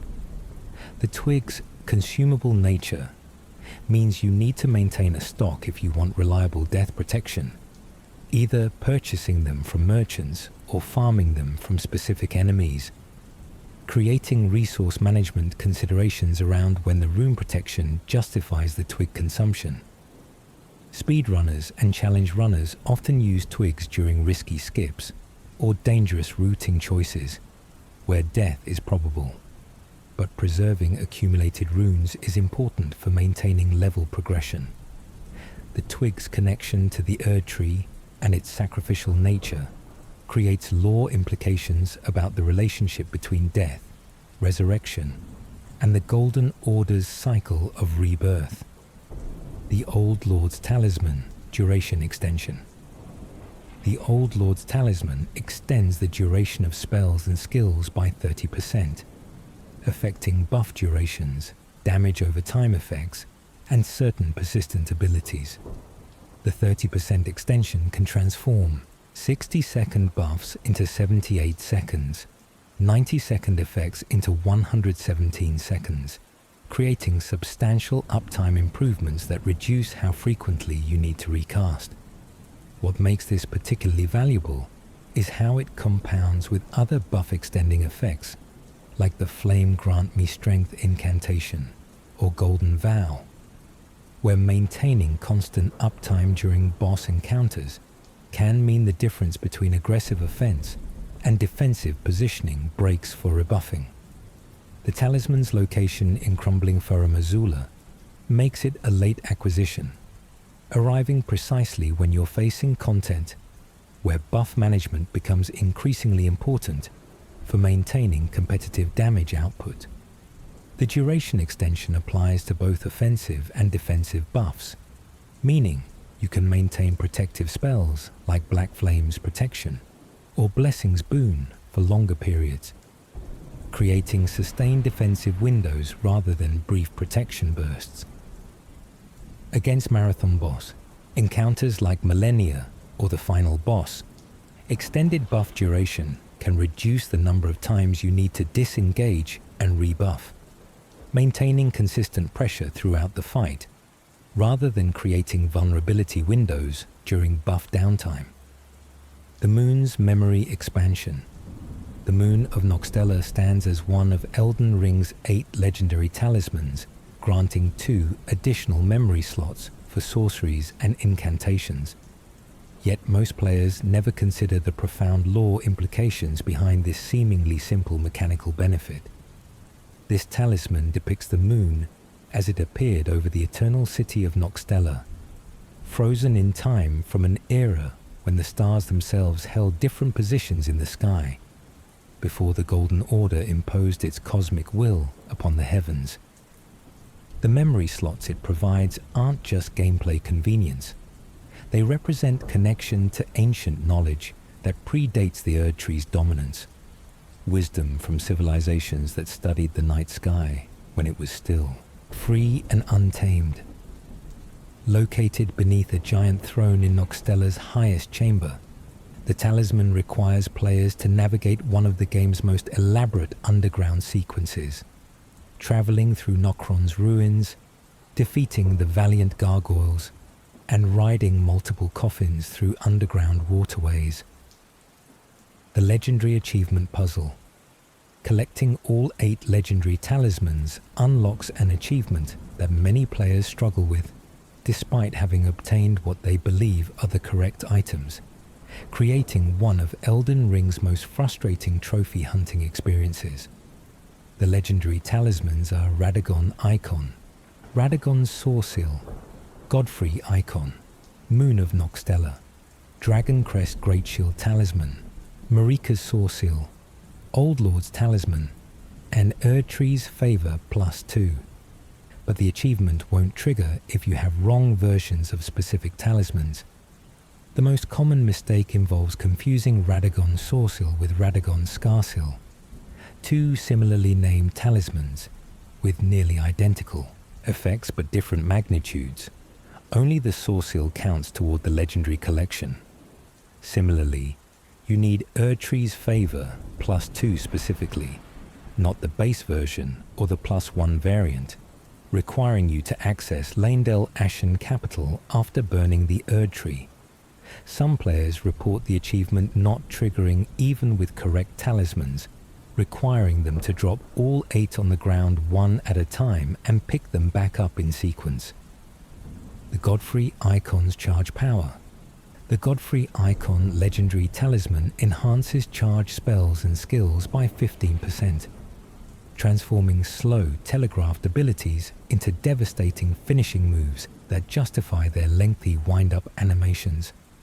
What many players don't realize is how broadly this talisman defines charged, applying not just to holding the cast button for sorceries and incantations, but also to charged weapon skill activations, charged heavy attacks with specific weapons, and even some abilities that have natural charge-up periods regardless of button holding. The 15% damage increase applies multiplicatively with other damage bonuses, stacking with spell-boosting talismans like Graven Mass and damage-type specific talismans to create truly explosive single-hit potential. Obtained by defeating Godfrey the Grafted in the Golden Lineage Evergale behind the Grand Lift of Dectus, this talisman sits in one of the game's most easily missed optional challenge arenas. The Radagon Icon Casting Acceleration. Radagon Icon Legendary Talisman shortens casting time for sorceries and incantations, creating one of the most universally useful effects for any magic-using build in the entire game. The casting speed increase doesn't have a specific percentage listed in the description, leading to extensive community testing that determined it reduces cast time by approximately 30 to 40 frames, depending on the spell, with longer incantations seeing more absolute time savings, while quick spells see smaller but still meaningful reductions.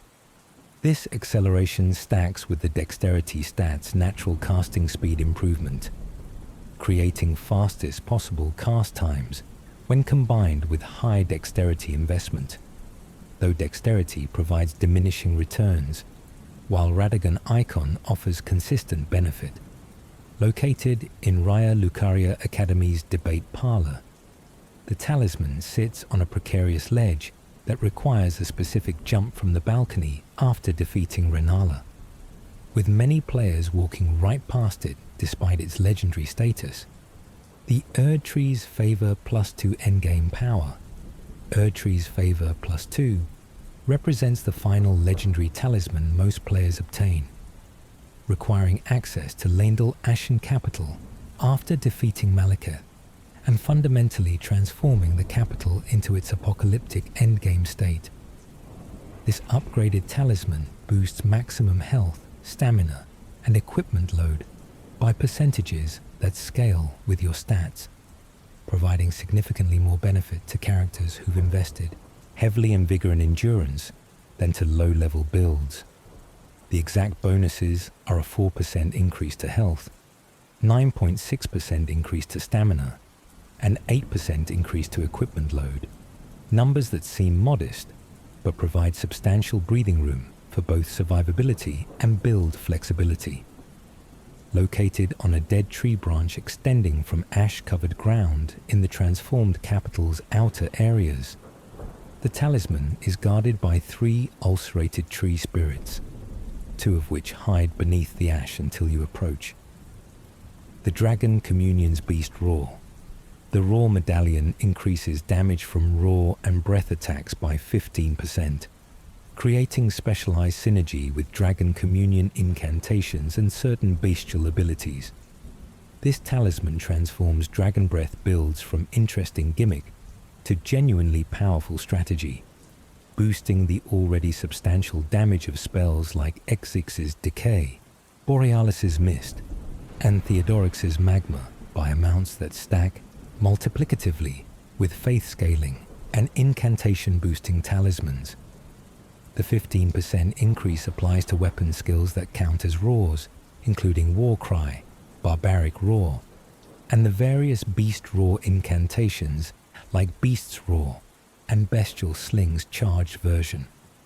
Found in Volcano Manor's guest hall after completing a contract for Lady Tanith, the Medallion sits among other talisman rewards for assassination work, fitting thematically with the Manor's collection of useful tools for ambitious Tarnished. The Arsenal Charm's weight management. Arsenal Charm and its upgraded variants represent the equipment load Holy Grail for Fashion Souls enthusiasts and heavy armor users, increasing maximum equip load by percentages that enable entirely new build archetypes. The base Arsenal Charm provides a 9% increase to equip load.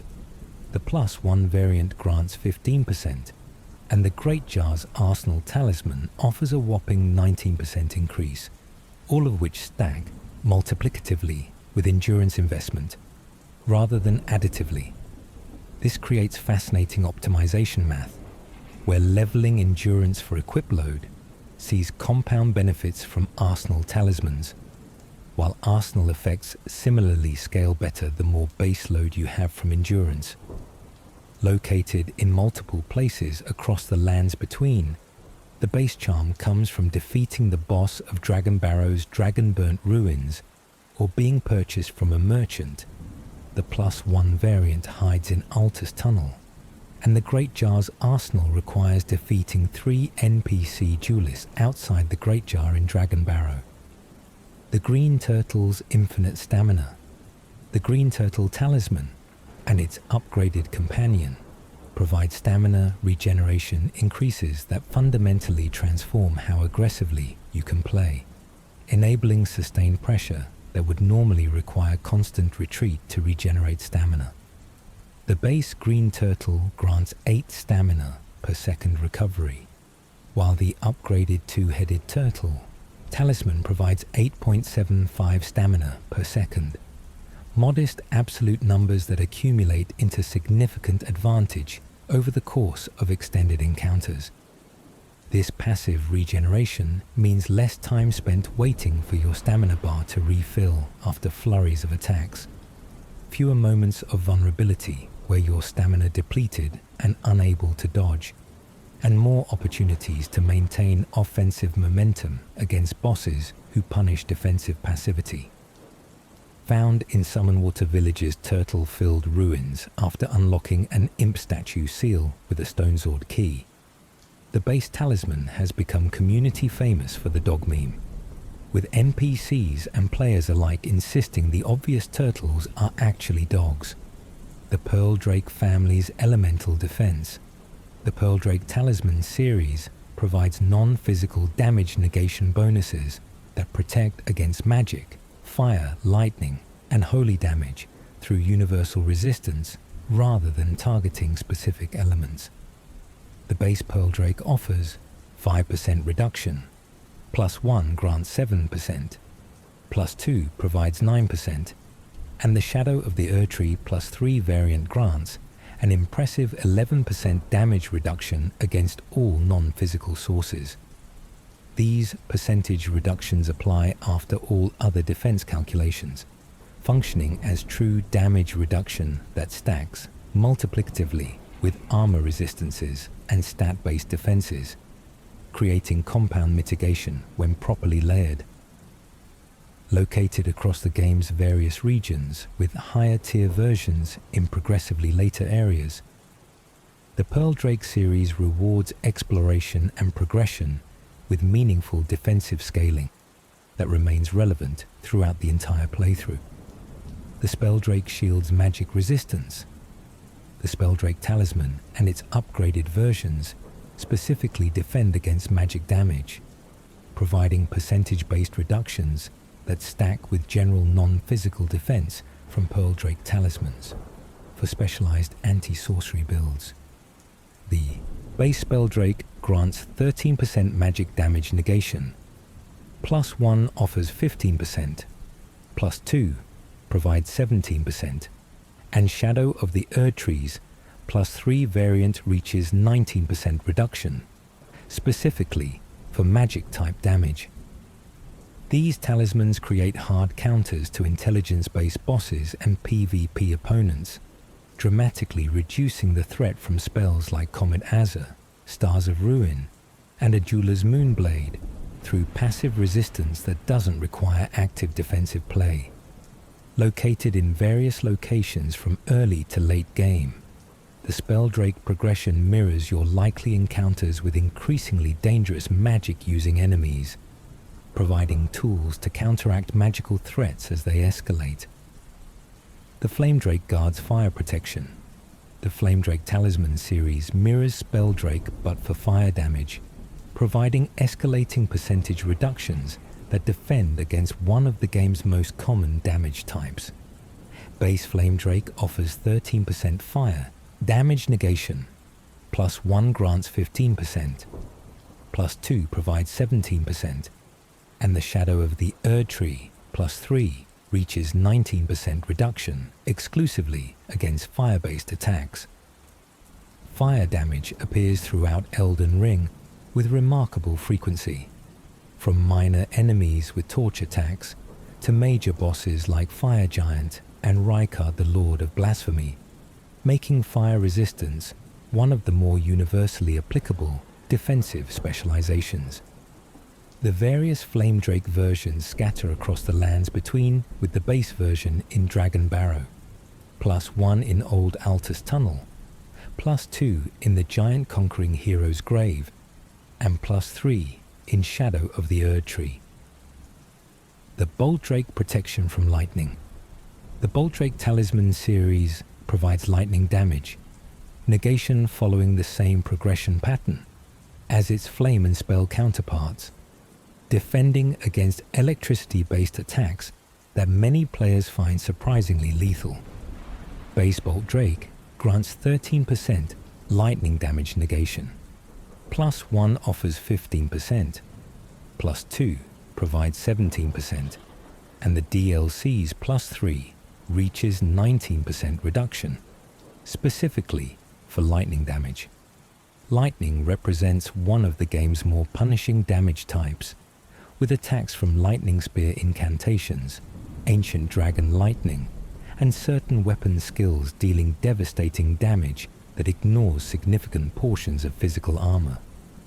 The Boltdrake series helps mitigate this weakness, providing percentage reductions that compound with natural lightning defense from armor and stats to create meaningful protection. The Immunizing Horn Charm's Poison Defense. The Immunizing Horn Charm and its upgraded variants boost immunity stat, increasing resistance to poison and scarlet rot buildup, two of the game's most persistent and annoying status effects. The base charm raises immunity by 90, +1 provides 140 immunity, while Shadow of the Erdtree's +2 grants 190 immunity points, substantial increases that measurably slow the buildup of both poison and rot when facing enemies or areas that inflict these statuses.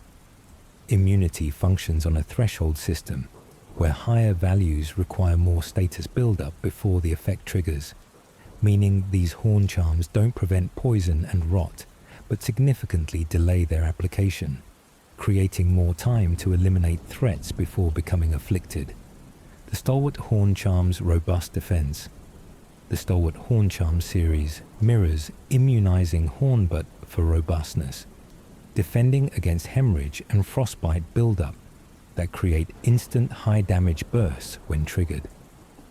Base Stalwart grants 90 robustness, +1 provides 140, while the DLC's +2 offers 190 robustness points, increases that measurably slow bleed and frost accumulation from weapons and spells designed to apply these effects.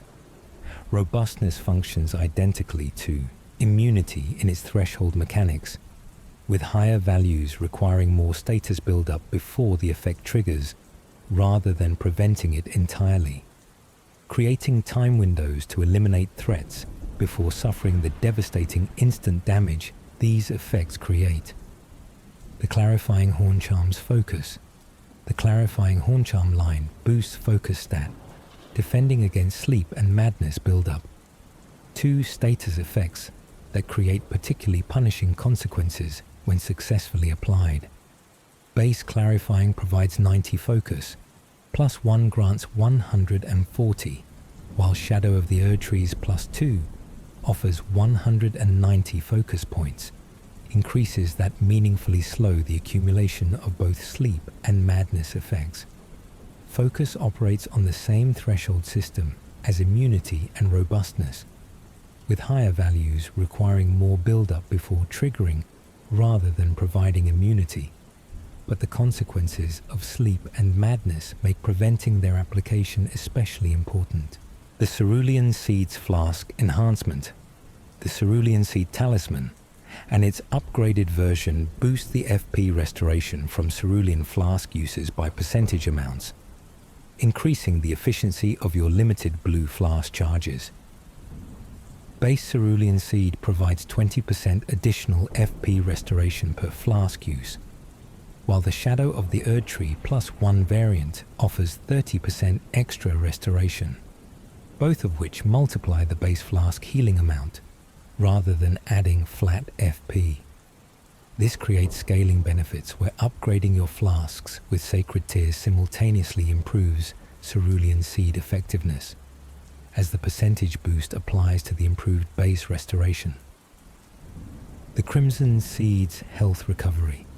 The Crimson Seed Talisman and its upgraded +1 variant mirror Cerulean Seed, but for health restoration, boosting the HP recovery from Crimson Flask uses by percentage amounts.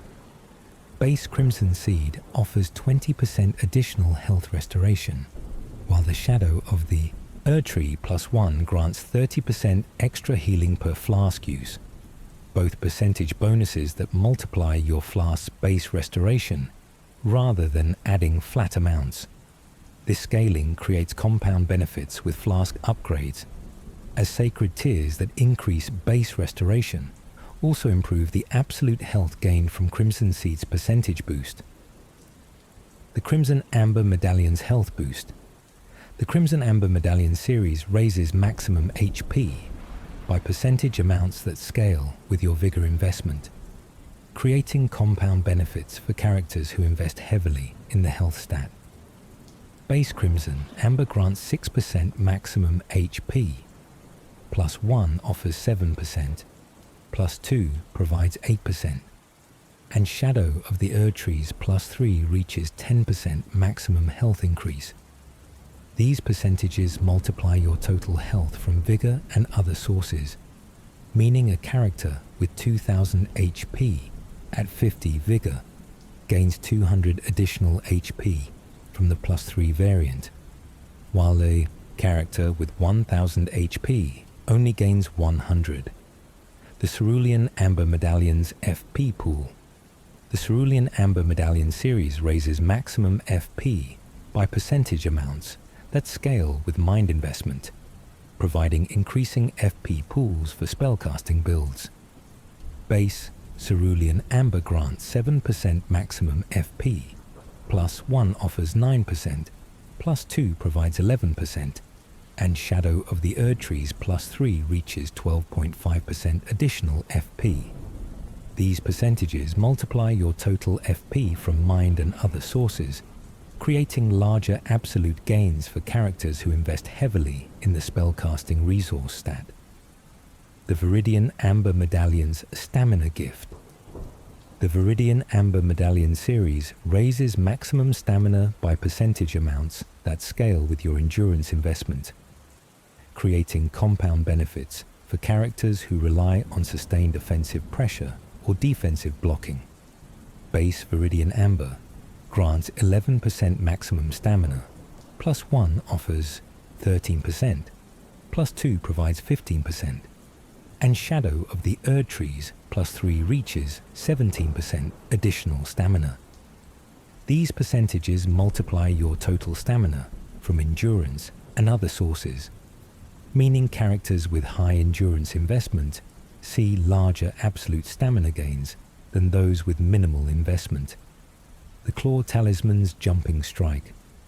The Claw Talisman enhances jumping attack damage by 15%, transforming aerial strikes from situational moves into core offensive strategies for builds designed around vertical mobility.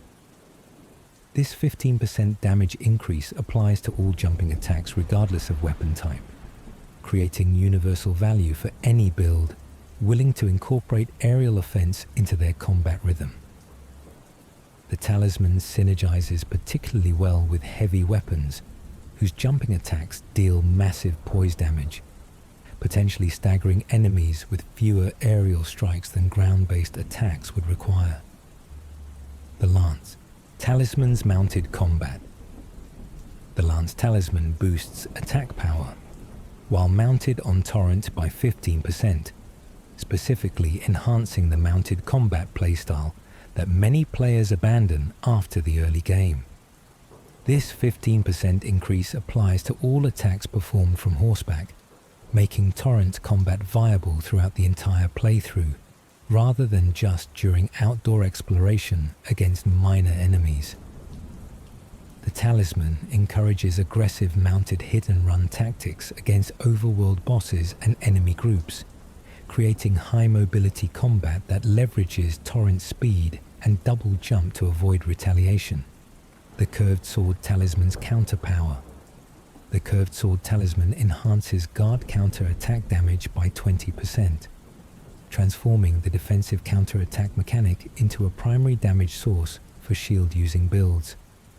This 20% increase applies specifically to guard counters, the attacks you can perform immediately after blocking an enemy strike, creating incentive to block attacks rather than dodge them. The talisman rewards defensive play with offensive output, allowing tanky shield users to deal meaningful damage without sacrificing their protective playstyle for pure offense. The Great Shield Talisman's Stamina. Conservation. The Great Shield Talisman reduces stamina consumption while blocking by 20%, making shield-focused defensive playstyles sustainable across extended encounters without constant stamina depletion. This 20% reduction applies to the stamina cost of guarding against attacks, allowing you to block more hits before stamina breaks and you become vulnerable. The talisman transforms Great Shield builds from stamina-intensive defensive struggles into sustainable blocking strategies that can weather sustained enemy aggression. The Axe Talisman's Charged Attack Power. The Axe Talisman enhances charged attack damage by 10%, boosting the heavy wind-up strikes that deal maximum poise, damage and high single-hit damage. This 10% increase applies to any charged heavy attack regardless of weapon type, creating universal value for builds that incorporate charge strikes into their combat patterns. The talisman rewards patience and timing, encouraging players to find windows for charged attacks that deal enhanced damage rather than relying exclusively on quick light attacks. The Dagger Talisman's Critical Damage. The Dagger Talisman boosts critical hit damage by 17%, enhancing the riposte and backstab attacks that deal massive damage when you successfully punish enemy vulnerabilities. This 17% increase applies to all critical attacks, including parry riposts, backstabs, and guard break criticals, creating universal value for builds that hunt for these high damage opportunities. The talisman rewards aggressive play that seeks vulnerabilities, encouraging players to learn parry timings and backstab positioning rather than relying on sustained damage through regular attacks. The Hammer Talisman's Stamina Damage. The Hammer Talisman enhances stamina damage against blocking enemies by 40%, dramatically increasing how quickly you can break opponent guard and create critical opportunities. This 40% increase applies specifically to stamina damage dealt to guarding enemies, making it useless against non-blocking targets, but devastating against shield users. The talisman creates hard counter strategies against defensive enemies, allowing aggressive builds to punish turtling opponents by breaking their guard and landing massive riposts. The Spear Talisman's counter thrust. The Spear Talisman enhances counterattack damage by 15%, rewarding aggressive timing that strikes enemies during their attack animations, rather than waiting for openings. This 15% increase applies to counter hits, attacks that land while enemies are mid-animation, executing their own attacks, creating substantial damage rewards for aggressive trading. The talisman encourages offensive pressure and precise timing, transforming cautious hit-and-run combat into aggressive interruption strategies that deal enhanced damage. The Assassin's Crimson Dagger Lifesteal. Assassin's Crimson Dagger restores HP on critical hits, providing 10% of maximum health on successful backstabs, riposts, and guard break criticals. This 10% scaling restoration means characters with high vigor investment recover more absolute health than low health builds, creating compound benefits for defensive stat allocation. The healing triggers on critical hit execution, rewarding aggressive play that hunts for vulnerabilities with instant health recovery that reduces flask dependency. The Assassin's Cerulean Dagger FP Recovery. Assassin's Cerulean Dagger mirrors its Crimson counterpart, but restores FP on critical hits instead of health, providing 15 FP per successful backstab, riposte, or guard break critical. This flat FP restoration doesn't scale with mind investment, providing consistent recovery regardless of your total FP pool size, making it equally valuable for both low and high mind builds. The recovery triggers on critical execution, supporting hybrid builds that combine melee critical fishing with spell usage by providing FP restoration from successful melee criticals. The Bullgoat's Poise Enhancement. Bullgoat's Talisman raises poise by 33%, dramatically increasing the threshold required to interrupt your attacks and stagger you from enemy strikes. This 33% boost to poise creates substantial interrupt resistance, potentially pushing borderline builds into poise thresholds where they can trade hits without being staggered. The talisman enables hyper armor playstyles that attack through enemy aggression, dealing damage while tanking hits that would interrupt less poised characters. The Companion Jar's Summoning. Enhancement. Companion Jar raises the attack and defense of spirit summons by 20%, significantly boosting the effectiveness of the spirit ashes that fight alongside you. This 20% increase applies to both offensive and defensive stats, making summons hit harder while also surviving longer under enemy pressure. The talisman transforms spirit summons from utility distractions into genuine combat partners that contribute meaningful damage and can sustain through extended encounters. The Faithful's Canvas Incantation Power. Faithful's Canvas raises incantation damage by 4%, providing modest but universal damage increase for all faith-based spell usage. This 4% boost applies to every incantation regardless of damage type or school, creating consistent value for pure faith builds that rely entirely on incantation offense. The talisman represents the basic incantation damage boost, with upgraded versions like Flock's Canvas providing stronger effects at the cost of more specific requirements. The Flock's Canvas Superior Blessing. Flock's Canvas provides significantly stronger incantation damage boost than Faithful's Canvas, raising damage by 8% rather than 4%, making it the superior choice for pure incantation builds willing to obtain it. This 8% increase applies universally to all incantations, providing twice the benefit of Faithful's Canvas, while occupying the same single talisman slot. The doubled effectiveness makes Flock's Canvas essentially mandatory for optimized faith builds, providing damage scaling that noticeably accelerates encounter clear speeds. The Graven Mass Advanced Sorcery.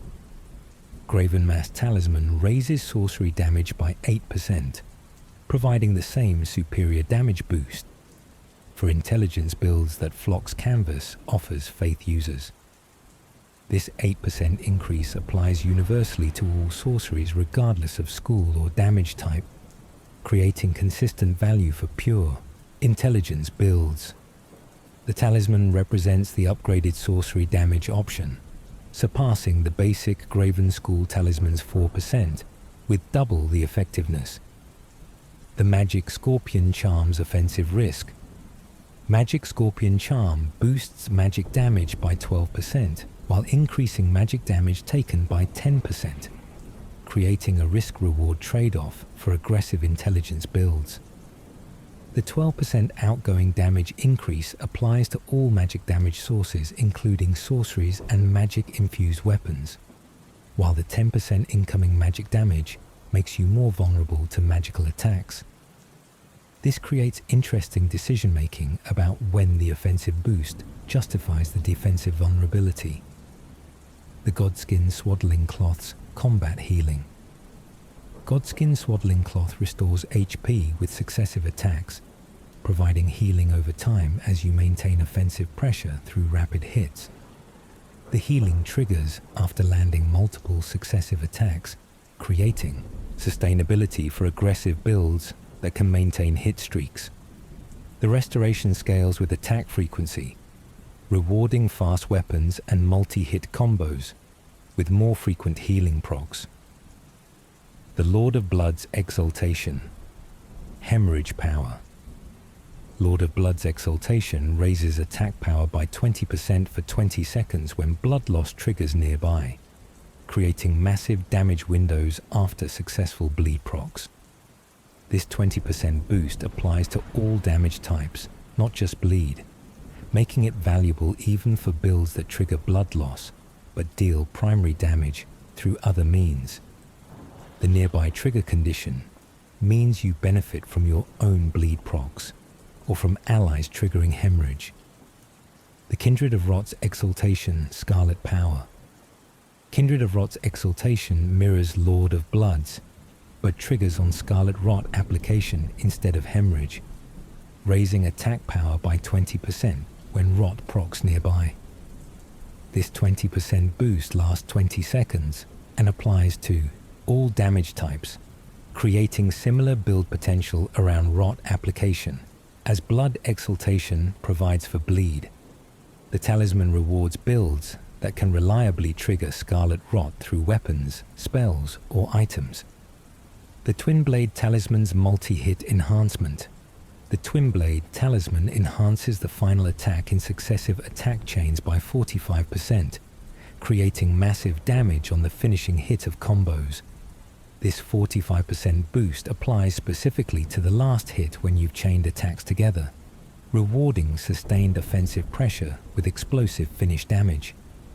The talisman transforms combo-heavy weapons from consistent moderate damage into builds with devastating finishers that deal disproportionate damage. The Winged Sword Insignia's attack chains. The Winged Sword Insignia raises attack power with successive attacks through 3 damage tiers, rewarding sustained offensive pressure with escalating damage bonuses. The talisman triggers after landing multiple consecutive hits, with each tier providing larger damage, increases up to approximately 10% at maximum stacking. This creates fascinating synergy with fast-hitting weapons like dual-wielded curved swords, claws, or twin blades, whose rapid attack strings build the buff quickly and maintain it through continuous pressure. The Rotten Winged Sword's superior scaling. The Rotten Winged Sword Insignia provides stronger successive attack bonuses than the base Winged Sword version, reaching approximately 13% damage increase at maximum stacking compared to 10%. This enhanced scaling makes it significantly superior for builds designed around rapid consecutive hits, though obtaining it requires completing Millicent's questline and choosing to assist her against her sisters rather than betraying her for Millicent's Prosthesis Talisman. The Millicent's Prosthesis Dexterity Boost. Millicent's Prosthesis raises dexterity by 5 levels, while also providing successive attack damage bonuses similar to Winged Sword Insignia, creating dual benefits for dexterity builds.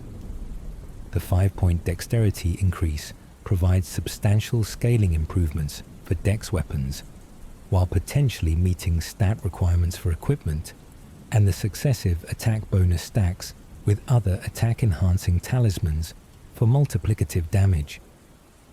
Obtained by betraying Millicent during her questline rather than assisting her, this creates a moral choice between Prosthesis' dex boost or Rotten Winged Sword's superior successive attack scaling. The Arrow's Reach. Talisman Bow Range. Arrow's Reach Talisman increases effective range of bows by approximately 65%, dramatically extending how far arrows travel before losing damage from distance fall-off. This range extension transforms bow combat from close to medium range affairs into legitimate long-distance sniping, allowing you to engage enemies from positions they cannot retaliate from. The talisman enables pure archer builds that would otherwise struggle with range limitations, creating viable bow-focused playstyles for the entire game. The Arrow's Sting Precision Enhancement. Arrow's Sting Talisman boosts attack power of arrows fired while properly aiming through bow sights by 10%, rewarding careful aim with enhanced damage.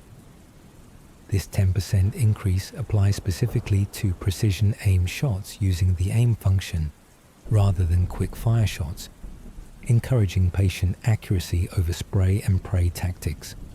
Against distant enemies or bosses with small vulnerable hitboxes, the precision damage boost can substantially improve archery effectiveness. The Blue Feathered Branchsword's low HP boost. Blue Feathered Branchsword raises attack power by 20% when HP falls below 20% of maximum health, creating massive damage potential for red Tearstone style builds that operate at critical health. This 20% boost represents one of the largest damage increases available from any single talisman, but the activation requirement of near-death HP makes it extremely risky for practical use. The talisman enables glass cannon builds that deliberately maintain low health for damage bonuses, though one mistake typically means instant death. The Red Feathered Branchsword's Defensive Mirror. Red Feathered Branchsword reduces damage taken by 20% when HP drops below 20% maximum, providing defensive survival potential when you're at critical health. This 20% damage reduction stacks with armor and other defensive sources, potentially preventing one-shots that would otherwise kill you when at low HP. The talisman synergizes with Blue Feathered Branchsword for builds that deliberately operate at low health, combining offensive and defensive bonuses in the danger zone. The Blessed Dew Talisman's passive healing. Blessed Dew Talisman slowly restores 2 HP per second, providing passive regeneration that accumulates over time into meaningful healing during exploration and downtime between combat encounters. This constant healing doesn't seem impressive during active combat, where you take damage faster than 2 HP per second can restore. But during safe periods between fights or while waiting for boss openings, the passive restoration can recover significant health without flask consumption. The Carrion Filigreed Crest FP Reduction. Carrion Filigreed Crest lowers FP consumption of weapon skills by 25%, enabling more frequent skill usage without depleting your blue bar. This 25% reduction applies to every weapon art activation, effectively giving you 25% more skill uses from your total FP pool. For builds that rely heavily on weapon skills for damage or utility, The FP savings can substantially extend combat sustainability. The Primal Glintstone Blade's health for FP. Primal Glintstone Blade reduces FP costs, but also lowers maximum HP, creating a trade-off between casting efficiency and survivability. The talisman provides substantial FP cost reduction for spells and skills, but reduces your total health pool by a percentage that scales with your current HP, making you more vulnerable to damage. This creates interesting optimization for glass cannon spellcasters who prioritize offensive casting over defensive health pools. The Warrior Jar Shard's skill enhancement. Warrior Jar Shard raises attack power of skills by 10%, providing consistent damage boost to weapon arts without the successive attack requirements or activation conditions of other damage talismans. This 10% applies to every skill activation regardless of build or weapon type, creating universal value for any build that uses weapon arts. The shard represents an inferior version of Shard of Alexander, but becomes available much earlier through Alexander's questline, providing accessible skill damage before the superior talisman. The Prince of Death's Cyst Vitality Boost. Prince of Death's Cyst raises vitality stat, which governs both immunity and death resistance, providing dual defensive benefits against status effects and instant death mechanics. The vitality increase helps resist poison, rot, and especially death blight build-up from Basilisk and certain boss attacks. Located in deep-root depths after navigating one of the game's most elaborate underground areas, the Cyst provides specialized defensive value against specific threatening status effects. The Mottled Necklace's universal resistance. Mottled Necklace and its +1 variant raise immunity, robustness, and focus stats simultaneously, providing comprehensive status resistance from a single talisman slot. The base version increases each resistance by 40, while +1 grants 60 to all 3 stats, creating broad protection against most status effects. This makes Mottled Necklace valuable for general exploration where you might face varied status threats rather than specializing against specific effects. The Cerulean Amber Talisman Hidden Tear. While not technically a talisman, the Cerulean Hidden Tear physic provides 10 seconds of unlimited FP usage, creating windows of unrestricted spell or skill spamming. This enables elaborate buff stacking, allows expensive spell spam during critical boss phases, or provides burst damage windows with FP intensive abilities. The 10-second duration requires careful timing to maximize value, but properly used can turn encounters through overwhelming magical offense. The Crimson Amber Tear Health Burst. The Crimson Whirl. Bubble Tear converts non-physical damage into HP restoration for 15 seconds, transforming magic, fire, lightning, and holy attacks into healing instead of damage. This creates inverted damage scenarios where you want enemies to hit you with elemental attacks for healing, enabling aggressive tanking of magical bosses. The 15-second duration requires strategic timing around boss attack patterns to maximize healing from their strongest magical abilities.